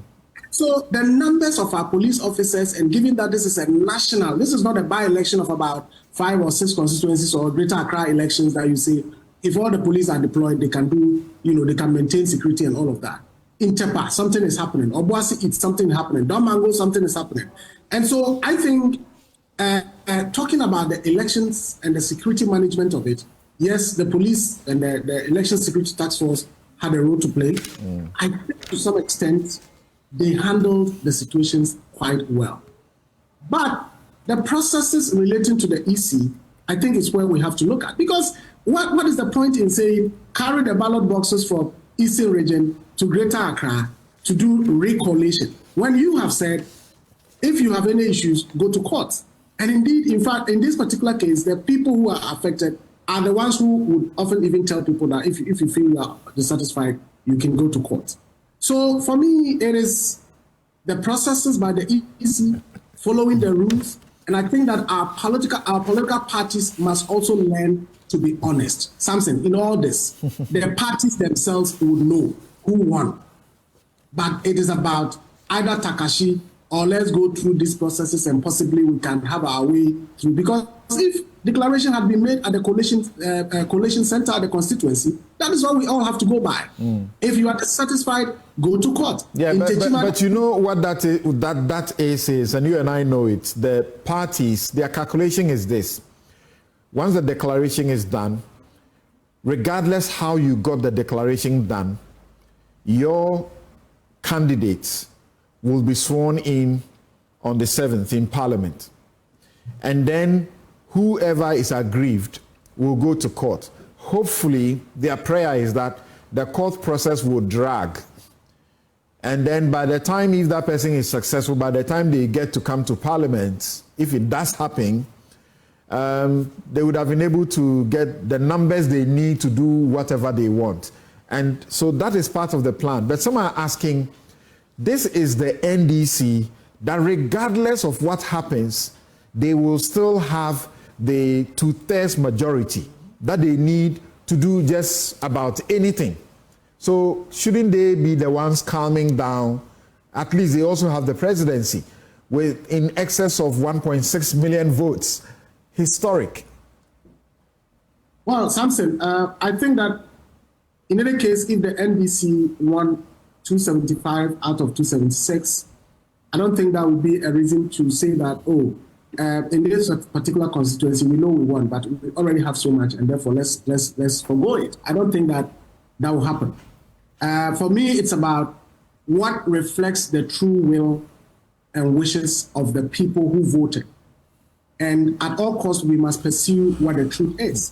And that is why I believe that the courts must also put in place mechanisms to be able to expedite processes. No parliamentary election dispute should go beyond 3 months. And within 3 months, it is possible to have cases dispensed of, and then the true will of the people will prevail. All right. I mean, if we follow the processes and the rules, I think things will be fine. But the parties themselves know sometimes, oh, we didn't win here, but we are trying to just bulldoze our way through. And all right. the EC must not allow those things to happen. Thank you. We'll quickly come and discuss the vandalism that has followed, and then the transition process that is beginning to show discordance. We'll quickly come to that.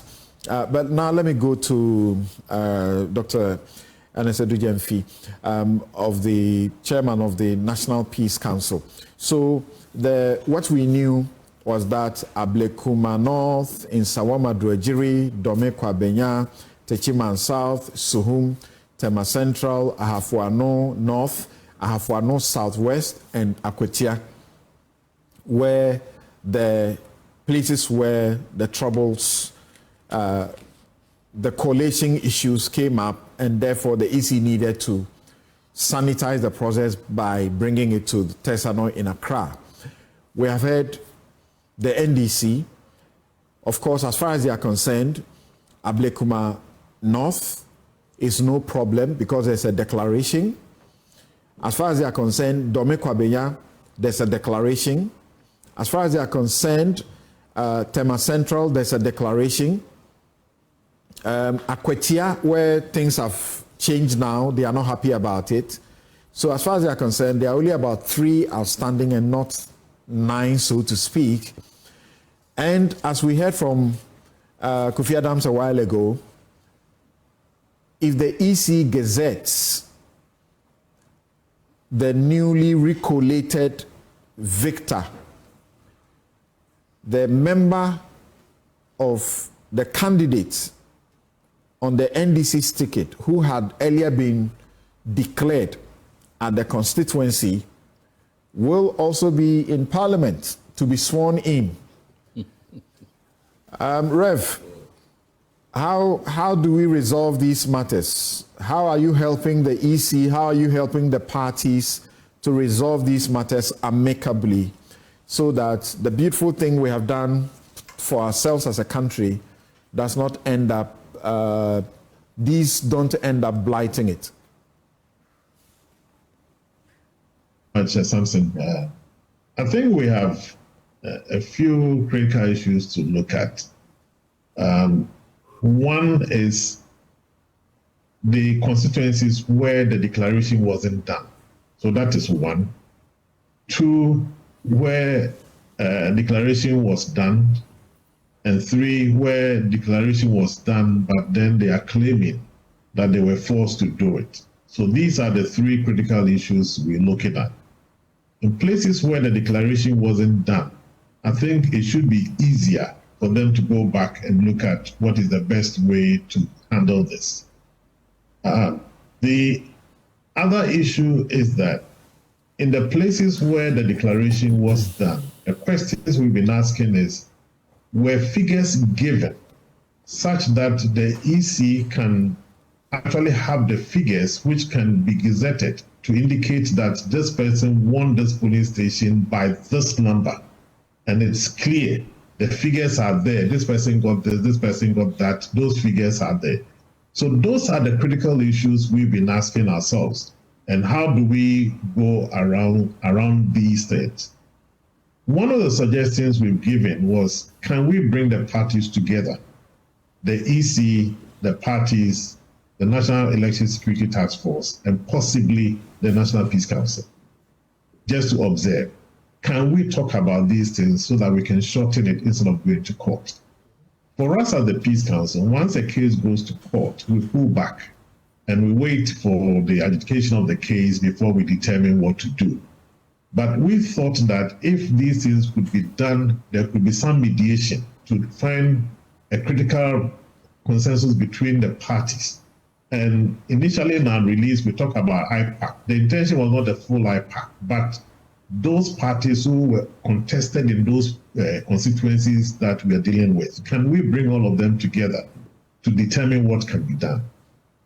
The other thing is that by 7 p.m. from the NDC's position, they knew their position in terms of the results. By 11 p.m., MPP knew their position in terms of the results. That is an indication that these two parties, even though we are claiming that some of the pink sheets are burnt or whatever, they have certain copies. And if we really want to be honest, both of them must produce the copies that their IT teams have so that we put them together and move on as a country. We can't keep on dribbling ourselves because there's certainly, even if we ask people in polling stations to give us evidence, we will get them. We compare them to see, are they the correct figures? They were supposed to have pasted them. I'm hearing comments that they were not pasted at the police. If they were pasted, the people took pictures. These figures should have been available for us to verify.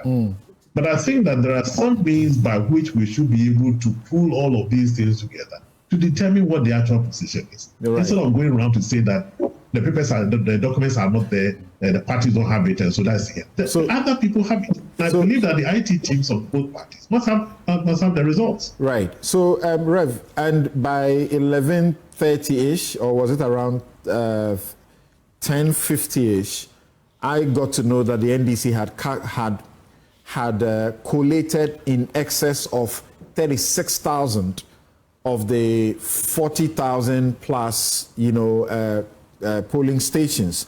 So that would be helpful. Now, I think Kofi Adams admits here that for places where the collation has not happened, it shouldn't be difficult for that to be done, except that as far as they are concerned, that will bring the number of the outstanding places to only 3. And the MPP may not agree with that. So practically, how are you doing that? How are you pushing at the level of the EC, at the level of the parties, to make sure they come together? At least if we're able to clear the 3 and there's even some outstanding, we know progress has been made. Well, some discussion has been going on between the EC, the police, and the parties. We haven't come to the full consensus yet. As at yesterday, we were still monitoring the situation at the police training depot school to see what the outcome was, until the evening when we were told that the EC had pulled out of the place. The discussions are still ongoing, and we are hoping that between the next few hours or days, we should be able to find some consensus in terms of these things. All right. That is, if the parties don't push the issues, all of them, to court. So far, what we have seen in terms of the suit has to do with Nsawam. The others, we haven't seen them yet. And so we assume that only Nsawam Adwajiri is the one that is in contention. But if they push it to cover all the rest, then that will mean that we will have to pull back until the adjudication process is. But why are you not? Why are you leaving out matters that have already gone to court? Those that have gone to court, you could also help to find, mediation around them. And now our court rules, which originally we made them in 2004, that said only commercial cases are amenable to pre-trial settlement. We changed the rules recently, and the rules now allow for all cases to be amenable to settlement. So even though they have filed matters in court, you still should be able to speak to them to agree to resolve it. Once they resolve it, the court will adopt the resolution. Well, we will keep on trying. We hope that the parties will give in for us to mediate in this process. Yesterday, a lot of discussion was going on, and we told them, well, look, let's sleep over it, reflect, and find a way out. So today, we will still continue with our negotiation to see how far we can. You don't see the potential of any difficulties on the 7th, where Parliament will be inaugurated? Well, our hope and prayer is that this issue should be resolved as quickly as possible. On another platform, I was telling the media that, look, business people are looking at doing business for Christmas. They want to sell their goods. They want to make money at the end of the year. And we are not doing all these things overlooking the economics of the country. So people want to do business. We have a project in this country where around Christmas, a lot of people from the diaspora come in to celebrate Christmas here. This tension does not help us economically. And I think that all of us must begin to look at that bit of the country and not look at it only in terms of politics. What does it do in terms of our economics? Now, the tension also will affect the celebration of Christmas. And those in the entertainment industry will also have their effects. People will feel like, I don't want to go out because I don't want to experience all of these things. So the economics bit of our country must also be in focus. So while we're doing all of these negotiations on the side, we are also looking at the benefits of having a peaceful country and allowing people to celebrate the festival that's ahead of us, and also for people to make their money. Right. All right. Thank you very much. And Rhoda, we know that you were catching a flight. If you are still with us, let's deal with this briefly, and we'll bring Rev in again. This one, gentlemen and lady, we want to be very brief about it, as well as the very last issue that we will look at. So we know that violence has erupted in various places. There has been looting of the NADMO office and destruction of property at Tepa. In Sunyani, there have been attacks on the Metro Mass staff. In Ablikma West, vandalism of Esla Owusu Ekufu's home and office. The police say they are investigating all of these matters. In Damango, EC office set ablaze, arson. That's the name of the crime. Tamale, theft from school feeding warehouse. Awutu Senya East, shooting, leading to 1 death and 1 injured. In Nyankpala, shooting led to 1 being killed. Okaikwe South, party agent found with a gun and it was taken away. We'll find out, well, if the gun is registered and it's not used wrongly, what will be the problem? Ayen Swano, EC office, bent. We have had Ghana Gas, angry mob besiege the company. And then the Ghana Ports and Harbors, the mob also invaded the place. So, of course, President Mahama was compelled to issue a statement on his acceptance speech decrying the situation, and then subsequently also issued another statement asking people to calm down and not to take the law into their own hands. Yes, Rhoda, these are like, it's like a ritual. After every election, we are seeing these things. How do we resolve them? Of course, I will not forget about the Catholic priest in the Oti region, in Kwanta, yes, in Kwanta. Very sad spectacle. I watched the videos and they were slapping the priest. And because they are priests, initially when you're watching, you ask yourself, but why are they not replying? Why are they not beating back? And then later you find out that they are priests. That's why they were calm. Even when they were being slapped, they don't reply. And now they realize that they are priests. They were not doing anything wrong. And these party agents claim that they felt they were stealing, public property. Yes, Rhoda? Yeah, something. In the last election, the producer set an objective for itself to track the post-election violence and the prosecution of people involved or alleged perpetrators. 2 points or so that. Okay, so your line is getting bad. Hello, Rhoda. Unfortunate, and Rhoda actually has to leave us so she catches her flight. But maybe because you bring a security angle, let me start with the two Kofis, starting with IKA. Okay. I'll say thank you for the opportunity, but just 2 seconds on the previous issue that I think that Madame Jane Mensah, the chairperson of the Electoral Commission, I'm speaking to you from this platform. Do us the honors of just following the law. Do us the honors of just following the law. Don't do otherwise, because the consequences will be dire. And so you should just follow the law. Samson, I don't support any form of violence, no matter what. And it's quite unfortunate that especially the Catholic priests who were subjected to that level of what? Torture.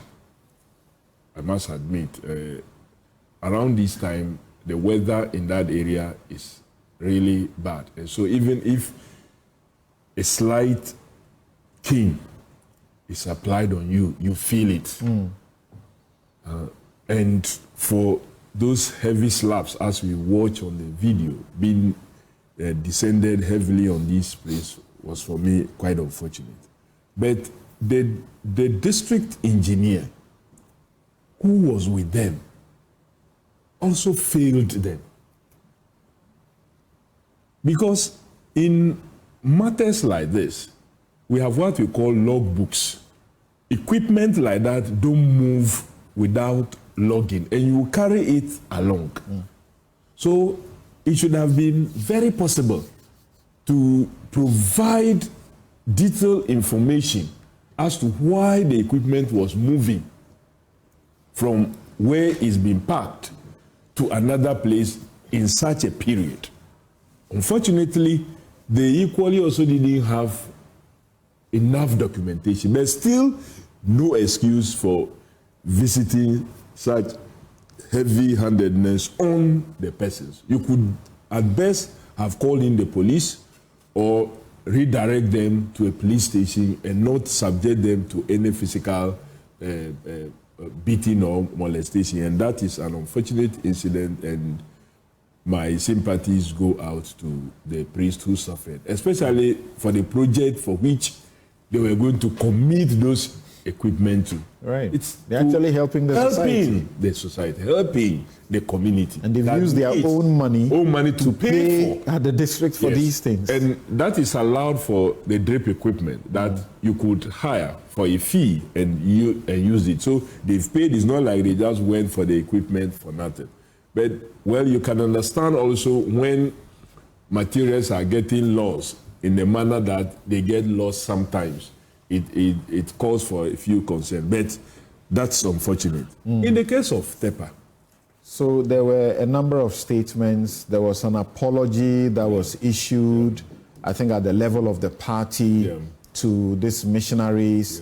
And then I've also seen a video where there's a leadership that has gone there. The party chairman of the NDC and some senior persons were there, Prosper Akamani, and I thank them. According to the priest, the MP himself also spoke to them and assure them that he was getting back to the constituency by yesterday. And when he does so, he was going to also visit.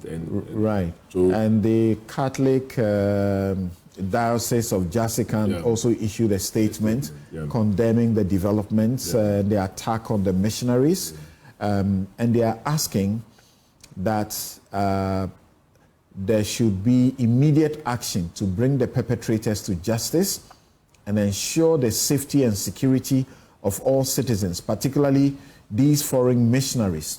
Taking the needed action with regard to this incident will serve as a deterrent to undisciplined youth determined to cause confusion by taking advantage of the post-election period. So what would you say, that the apology is enough? The matter should end there? Well, I would have wished that it ends there if only the medical bills of these persons at this place is taken care of. But I think also that a certain level of... You can see on your shots... and someone was asking, why were if the police had worn the cassock, it would have been easy to identify them also. And I said, well, they are taking equipment and this type of equipment to site. So how are they going to go to the site also in cassock? Possibly this is the best they could appear. And so it was something that was unfortunate, and I think that So hold on briefly for me, and that is why not only our laws, globally, the criminal law is that a suspect or even a person who has been charged before a court is presumed innocent until and unless they themselves have admitted to their crime, not in the public, admitted their crime in a court, not a court of a radio, but a court of competent jurisdiction, or they have been convicted as such. That's why, sometimes you just see and you think this person is wrong, but you never know.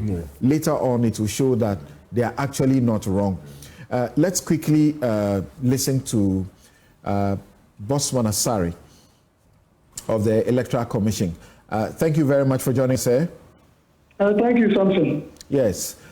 Briefly, we need you to explain something to us. Why are you recollating when your law does not allow that?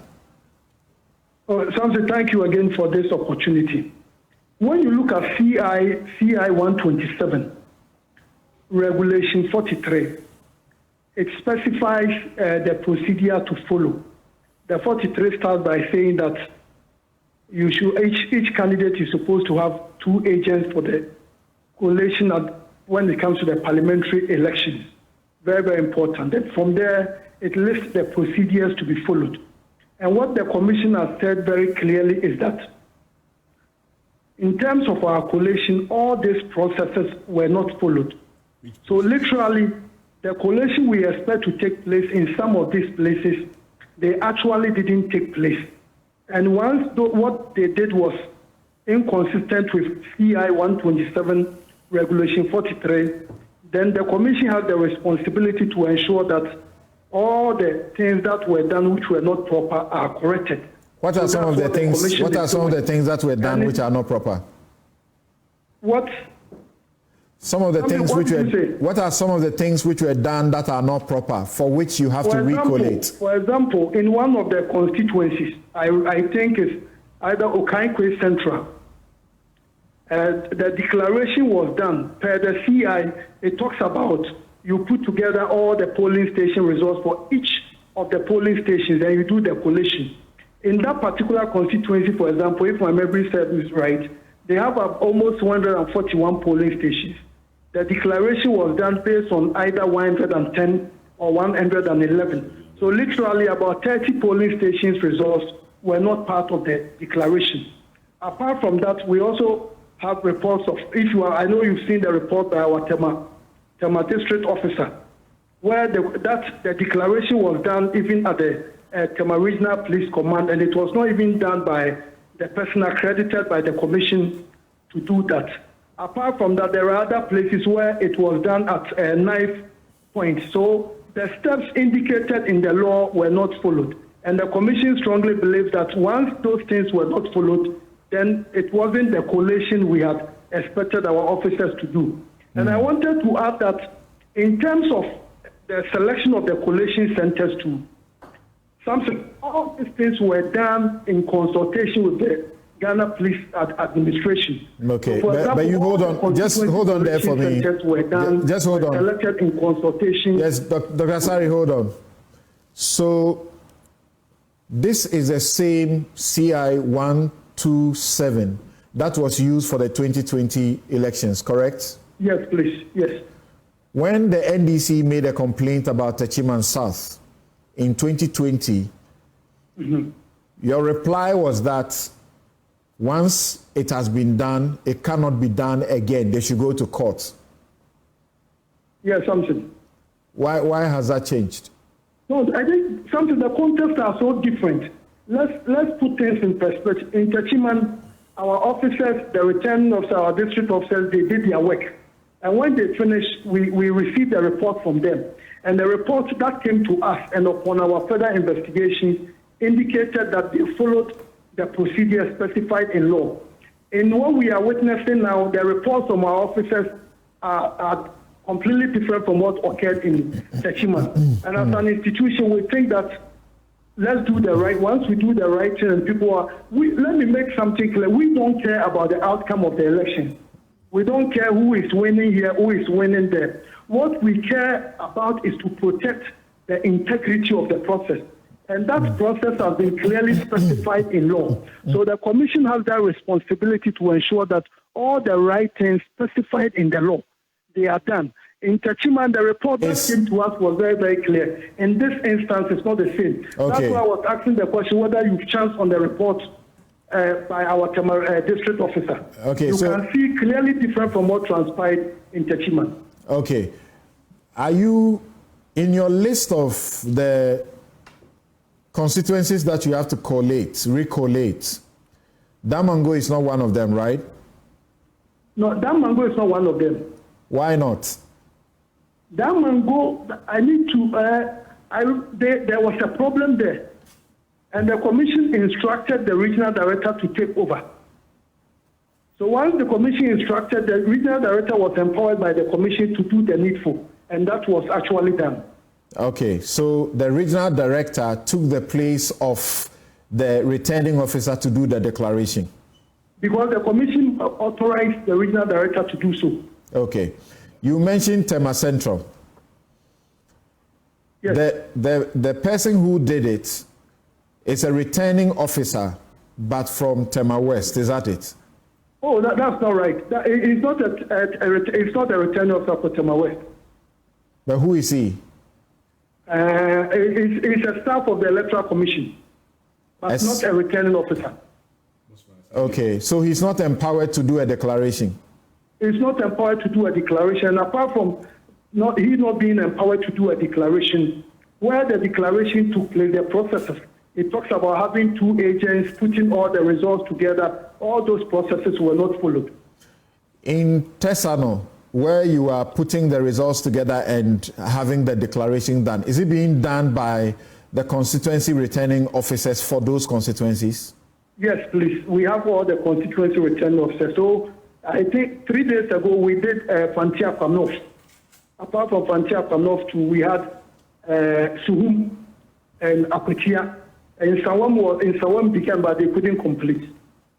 So the NDC has faulted these processes that you are going through because it points to the fact that you cannot point to any portion of the law that empowers you as a commission to change the rules midway the way you are doing them by authorizing a director to do the declaration. I've just indicated that CI 127 Regulation 43, which is about... No, I know Regulation 43. Everything is there. Regulation 43 is just about the returning officer and his duties.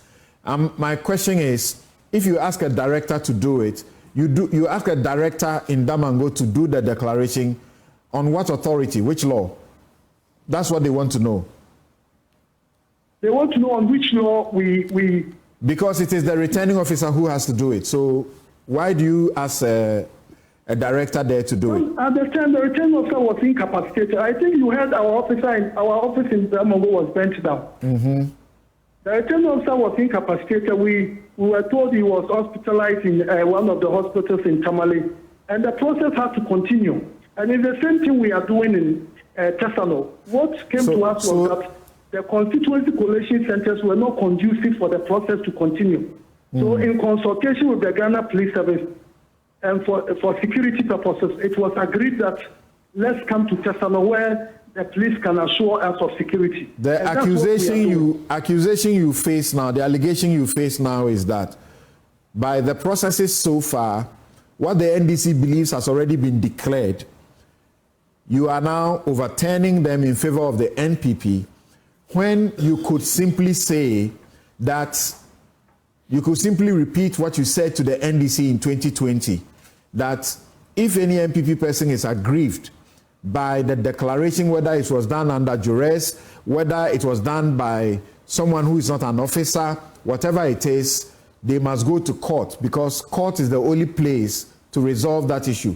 You are not doing that, and therefore you seem to be supporting aiding the NPP to gain more seats. I think I made an earlier point that the Electoral Commission as an institution doesn't care who wins presidential, who wins parliamentary. That's not part of our mandate. Our mandate is to ensure that the processes leading to the election of the president, the processes leading to the elections of our parliamentarians, they follow what has been specified in law. So for the Electoral Commission, we have sworn an oath to do that. So what we are basically saying is that we, so far out of the 12 which the commissioner said we'll be looking at, that means 12 from the 276, that's 264 or so. All of them, we've never had any complaints. But for this particular one, now I think something, I don't know if you saw in one of the footages, I don't know if it's either Ablekuma North or even Okankwe Central. You saw members of a particular party goading the return officer, say that, and what the commission is saying is that once those processes are not followed, that is not declaration in the work of the Electoral Commission. So we believe that let the right things be done. Once we do the right things and anyone right. So now you have been, you can use the legal process. Now you have been compelled. Now you have been compelled. Now you have been compelled to halt the process. Yes. So what do we do with the rest? No, we'll come back to them. We'll come back to them. So as far as we are concerned, those other places, no MP has been selected because, and no collation has been completed over there. So those are, and as we speak now, we don't know who has won even in these places. We are going to put everything together, and that's the process which started, I think, about 3 days ago, and three of them were completed. Including the others are still outstanding. Including in Sawam, where you have been you have been served with an injunction application. I have not seen anything like that, and I was at the office yesterday. I didn't see any injunction application, and I don't think there is a judge who has granted any injunction application against the East. Yeah, the injunction applications, when they are served on you on notice, they don't have to be granted. You have to stop until it has been heard. Otherwise, you would have overreached the court. That's your opinion. So we also engage our lawyers, and they will let us know what the commission. It's not my opinion. It is the law, and the EC has followed this in previous circumstances. So we'll get a word from our lawyers about it. Okay. All right. I heard one of your panelists talking about EC being responsible for election security. I want to place it on record that the EC is not in charge of security when it comes to elections. No, we are not part of a police deployment plan. They don't tell us what they do. Everything about security rests with the Ghana Police Service. And right. That matter has been resolved. My brief question for you for a brief answer before you go is the Peace Council is seeking to promote mediation, call it arbitration, whatever. Use ADR processes. Are you amenable to those, or you will simply go ahead after you have announced you halted, you simply go ahead because you believe that you are doing the right thing? Oh, no, the commission is amenable to anything that will ensure the integrity, protecting the integrity of our process. And you know, as I said, the law is very, very clear. And you know, we don't live in a jungle where those who are powerful may decide to do whatever they like. Our processes are embedded in law. And the commission doesn't want to set any precedent which in the future will come back to bite all of us as a country. And we think that once the laws, any process that will lead to ensuring that the laws governing our elections are followed, we are ready. And we as an institution, we don't exist for ourselves. We are there for the people of Ghana. So whatever law mandating our work, we will ensure that we apply them according to the letter. All right, thank you. No, before Thank you. Hold on. Before you go, Kofi Adams has a question. Before you go, clearly, Dr. Bosman, yesterday you sat to the left of Mr. Tete, your colleague, the deputy chair for the commission, when he addressed the press conference. And at that press conference, even at a point, you sought to provide him with information to use, where you suggested that if 2 polling stations were added, it was going to even change he ignored that. He mentioned clearly in that press conference that the declaration that was done in Tema Central was done by Tema West returning officer. Now you are suggesting something different. Is the EC truly prepared? Please. I work at the Electoral Commission. I'm speaking on authority. And I'm saying that the one you are saying is not the returning officer.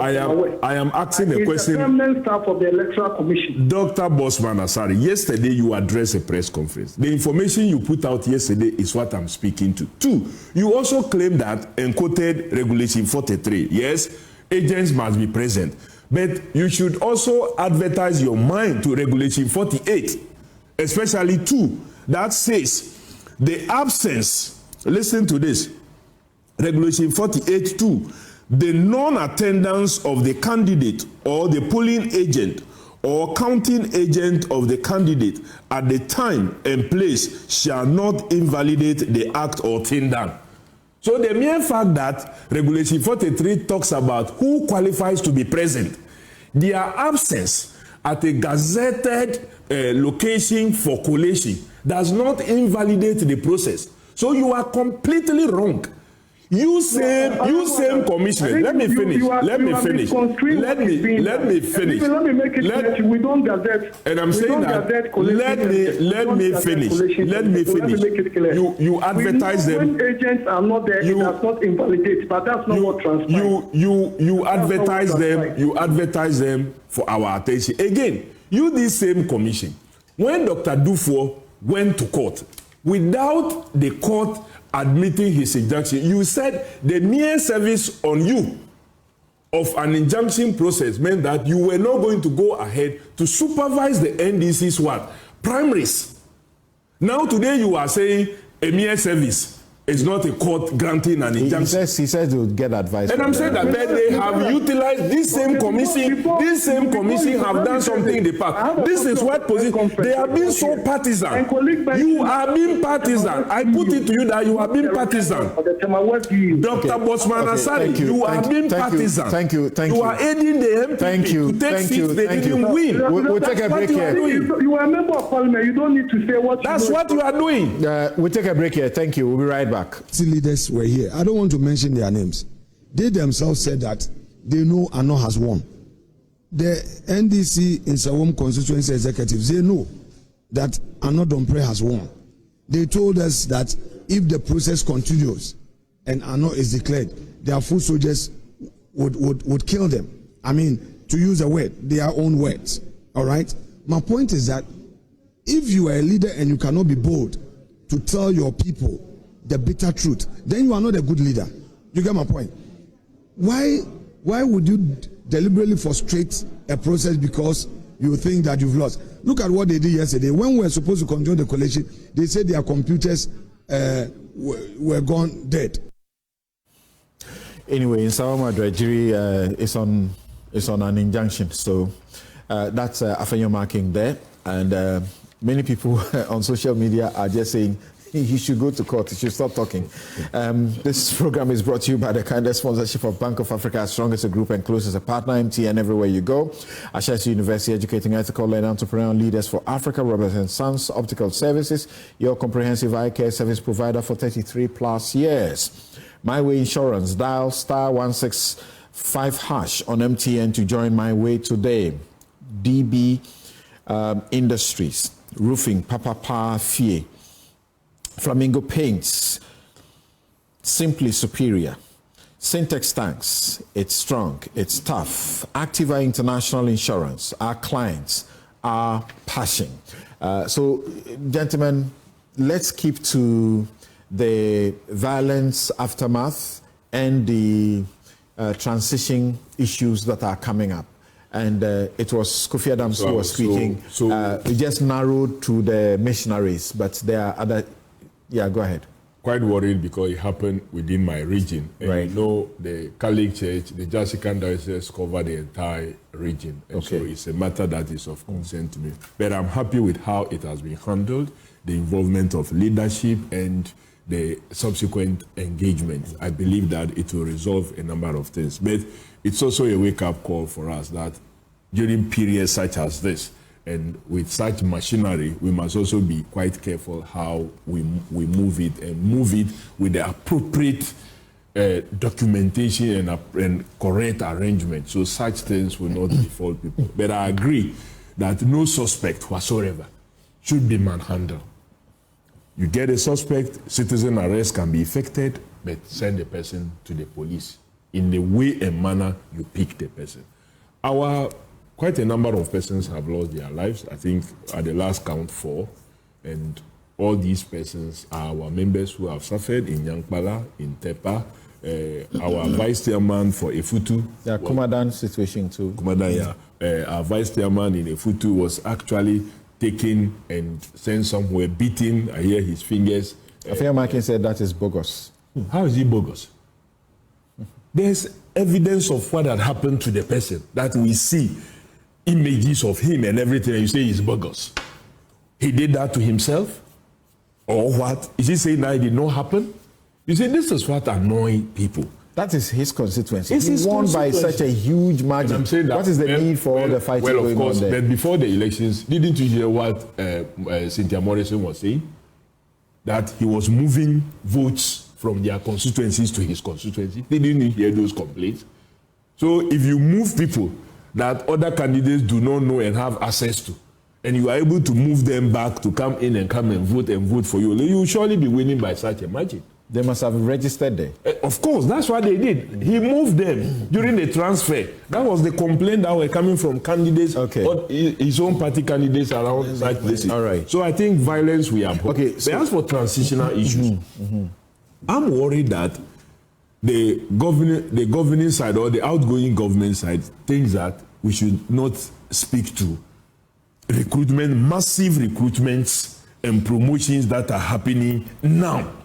It is absolutely wrong for such a thing to happen. The government the government's tenure, the president's tenure, ends midnight. Well, it's true 6th of January. It ends midnight. Yes. All those things that they are doing now, I'm sending a signal to them.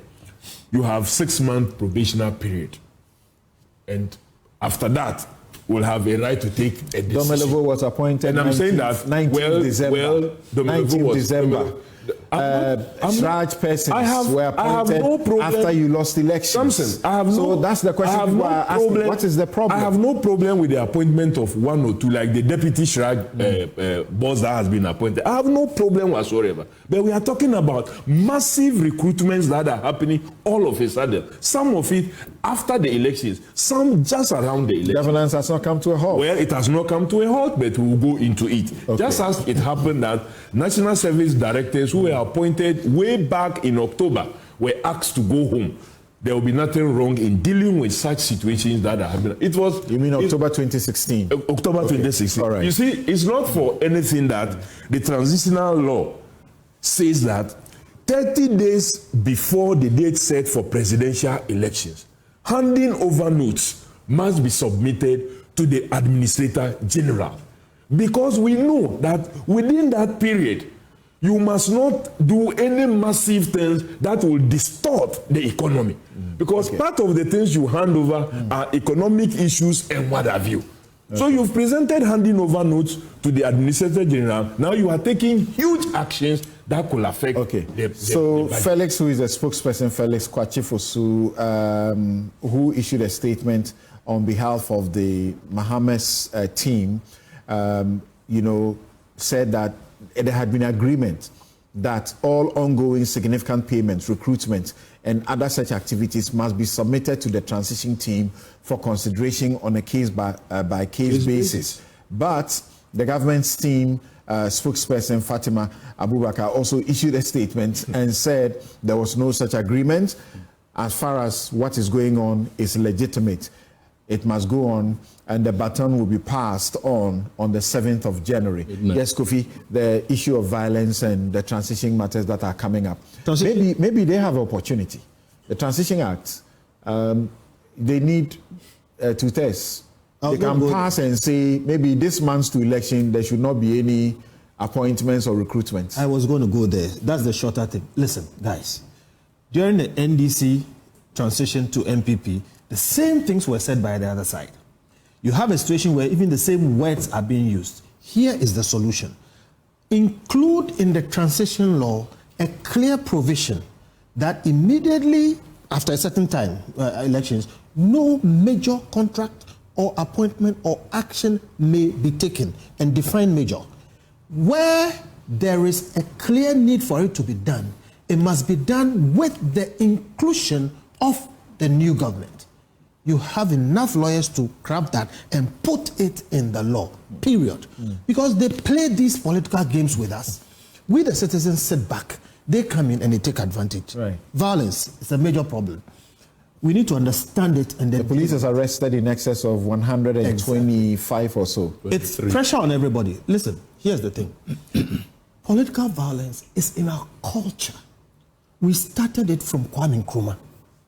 Overthrow him, demonize him, destroy his statues, everything. All the way through Jerry Rawlings. Every time. It's in our culture. We need to understand it. Even in a democratic dispensation like this, somebody goes, MPP time it happened, and this time it is happening. Now, because it's in our culture, we need to reverse it. I am happy, and I said earlier, we have two fine gentlemen, and they have made the right statements. But now, the tone of the body, the political organizations must themselves express that this is not something we agree with. Then now, how do you deal with it? The law enforcement agencies must drop down heavily on these people because of the cultural thing, to break it. And they must be firmly supported by the political parties to send that message that it will not be counted. These are basic crimes. And let us deal with them to give an example and break it. I'm saying all this is because if we don't take a certain, determined effort to deal with it, we will not break this kind of culture. Right. We have politicians come in and then ship out ATS, and we, the citizens, in anger, support them. They only serve themselves. And we are left alone to fend for ourselves. Thank you.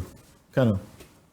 Well, thanks a lot. I think, if you may allow me, the EC must understand that a lot of the violence that we're seeing arises from failures on how they've managed the system. Exactly. Therefore, even if they are not directly responsible for security, they take responsibility for some of the violence and the destruction.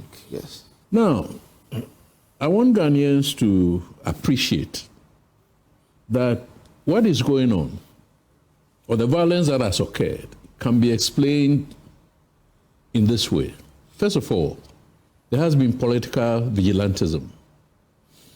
Nyankpala and Ewutu-Senya East and Ebuakwa North are clear examples of people who are politically exposed, indeed who are even members of parliament, have resorted to the use of violence by their bodyguards and so on and so forth, upon instructions that they must do A, B, C, D.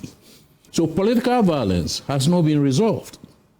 Now, the Ebuakwa North one is very interesting because one of the culprits, Mr. Ernest Yeboah, a.k.a. Double, was involved in Ayawaso, West Rogan. reference what the Emil Short's commission said. This man has not suffered any consequences. Then he goes back, how many years later? 2019, 2024, goes to Obuakwa North, and then he shoots again. I think they shot 2 people.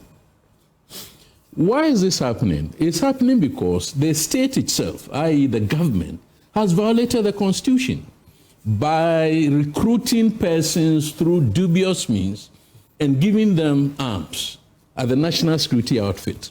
And national security is supposed to be a civilian establishment, doing policy analysis, implementation, advice, planning, whatever it is. So that's one source of the violence. Now, this other part, which is attracting a lot of propaganda, initially we thought that it was the NDC hoodlums who were causing the violence. Now now there is evidence, empirical evidence that no, there are MPP members aggrieved, disillusioned, disenchanted, who want their fair share of whatever the cake is before going out of power. So when they went to the passport office, for instance, they were going to look for jobs. When they went to Ghana Gas, they were going to look for jobs, or the harbor for that matter. Now, however, in reaction to this idea of what I call the Wuncheni philosophy, a section of the population, maybe predominantly NDC, now goes to stop the loot. You know, and then you end up with this kind of situation where then, of course, you have mobs or criminals also cashing in. Okay. Now, we need to remember that since 2000, and Nanka Bruce's case is very fresh on our minds. And I've suggested that very soon we might see people going to the Flagstaff House or Jubilee because their governments have come to power. Oh. You know, we need to find a way of resolving some of these. And that's a perfect note on which to end. Let me bring in Sule briefly on this, and then we get Dr. Edujemfi, you know, to bring all of us together. I think Colonel has really said it all in terms of ensuring that the rule of law is what should govern us at all times. It's not about whose party is in power. If the rule of law works, even if you are in power and you do the wrong thing, the law will deal with you. Again, I think we've tolerated this whole thing about election violence and describing it as if it is not a crime. It's almost like, well, this is just an election violence. Every elections there will be violence, or every elections there is violence. And it's often said and described as if it is not a crime. I remember in the lead up to the 2016 elections, the police was very clear that if, for example, you go and pick up a ballot box after elections, they are not going to treat you in the context of, elections offenses. They are going to treat you as a criminal. And I think that is where we have to get to. Rather than, people shooting and we say, it was related to elections and so on and so forth. That's murder. And people should be dealt with as such. And until we get to the point where whether it's your government that has won or your government that has lost, if you commit a crime, you face the consequences of your crime. 2028 will be at the same point. I don't think that we're going to have a situation where one party will govern Ghana forever. At some point along the line, I'm sure another party would win. Are we going to have the same situation because a different party would have won? So I think, for me, the impunity must stop. The rule of law must work, and people who come to power must have that, confidence to be able to say, look, even though these were my party people, if what they did was wrong, they must be dealt with. For example, when you talked about the issue of the Catholic priests, I think Kofi was trying to say, well, if there is an apology or something like that, trying to shy away from what should really happen. The people who did that must face the consequences of what they did. It's not a question of an apology. Because the next time somebody would do it and think that, well, after it, I can render an apology and go scot-free. I can understand Kofi if he feels that, look, they are my people and I don't want to say the law should deal with them. Okay. And that is what should happen. The law must deal with these people. It must be prosecuted. Thank you. Thank you very much, Sule. And Dr. Ernest Edujemfi, thank you also. What should we be doing to make sure that these things do not recur? Also, the transition team, there's supposed to be an advisory council headed by the Speaker of Parliament, then one appointee from the President, one appointee from the President-elect. All these have been done. How do they resolve the differences that is beginning to show up? Well, first, let me address the political parties and the impasse. As I said earlier on, I believe that both NPP and NDC know the polling stations or the constituencies they won and the ones they lost. For the sake of the peace of this country, can they themselves agree to accept that we lost this, we'll leave it. We won this, we'll pursue it, so that we can have peace. None of them can tell us at the moment that they don't know whether they lost or they won this. They know it. So why are they putting the whole country through this process? So my appeal to them is that, look, let us, for the sake of our country, accept the reality so that we can move on. If we go to court, we will come back to the same point. So why are we taking the country through this? So that is the way my appeal to them. In the case of the transitional team, I think that they need to work together and not be giving us conflicting statements. Once those things continue, it fuels what is going on among the parties themselves, as if we are still fighting. I think that these are honorable men and women, and they have to be careful what information they put out. It must be a united information coming from both ends and not from different sources. Thank you. All right. Thank you very much. And Kofi, what happened? About what? What happened to Bawumia? See, it's easy. Okay, I brought this here. Let me tell you. The party is decimated. Oh, yes. What's happened? Let me tell you what. No. I just need a minute of where our time is up. Yes, Kofi, tell us.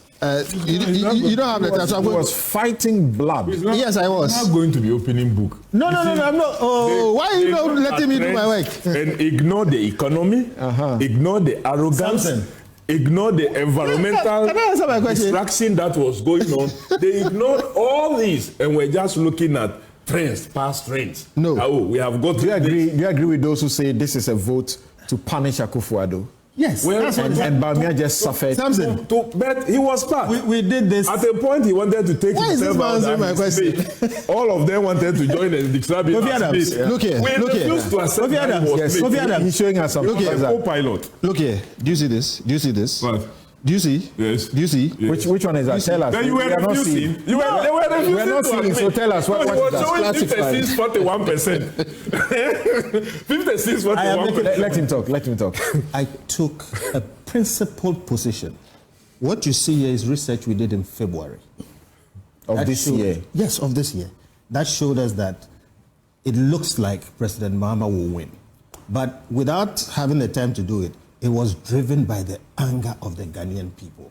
What I did was to say, drop down from your anger and look at the candidates. I still believe Dr. Bawumia is the better candidate. Ghanaians disagree with me. He has won fair and square. I wish President Mahama well.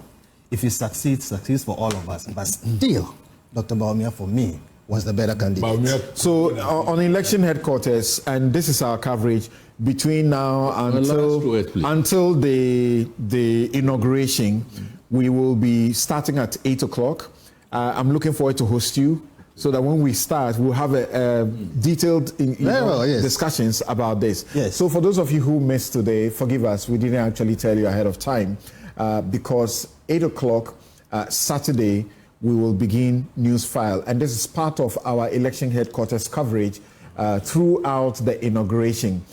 Because even we have done 4 hours, they are going to ask for more time.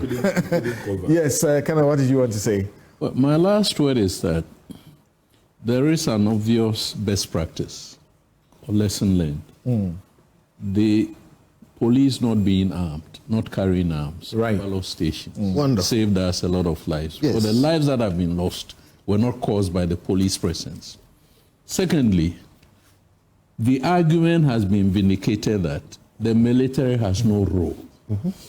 So going forward, let's keep the military concentrated, assembled, and then let them wait as and when the police, invites them to come in and support. All right. Military should never be part of our election security management. Yes. Thank you very much. And my guests have been Rhoda Osei Afo, Kofi Bento, Kofi Adams, Suleiman Ibrahima, Colonel Festus Abuaje, retired, Reverend Dr. Ernest Edu-Jemfi, and we began the show at 8 o'clock with Dennis Miracles Abuaje, and the discounts offer by Konati Clothing is still going on. Konati Clothing, you can find them at Adenta Shopping Center, Adenta Down. You can call them 0244-676732. Konati Clothing, what you wear matters. Thank you very much. Have a good afternoon.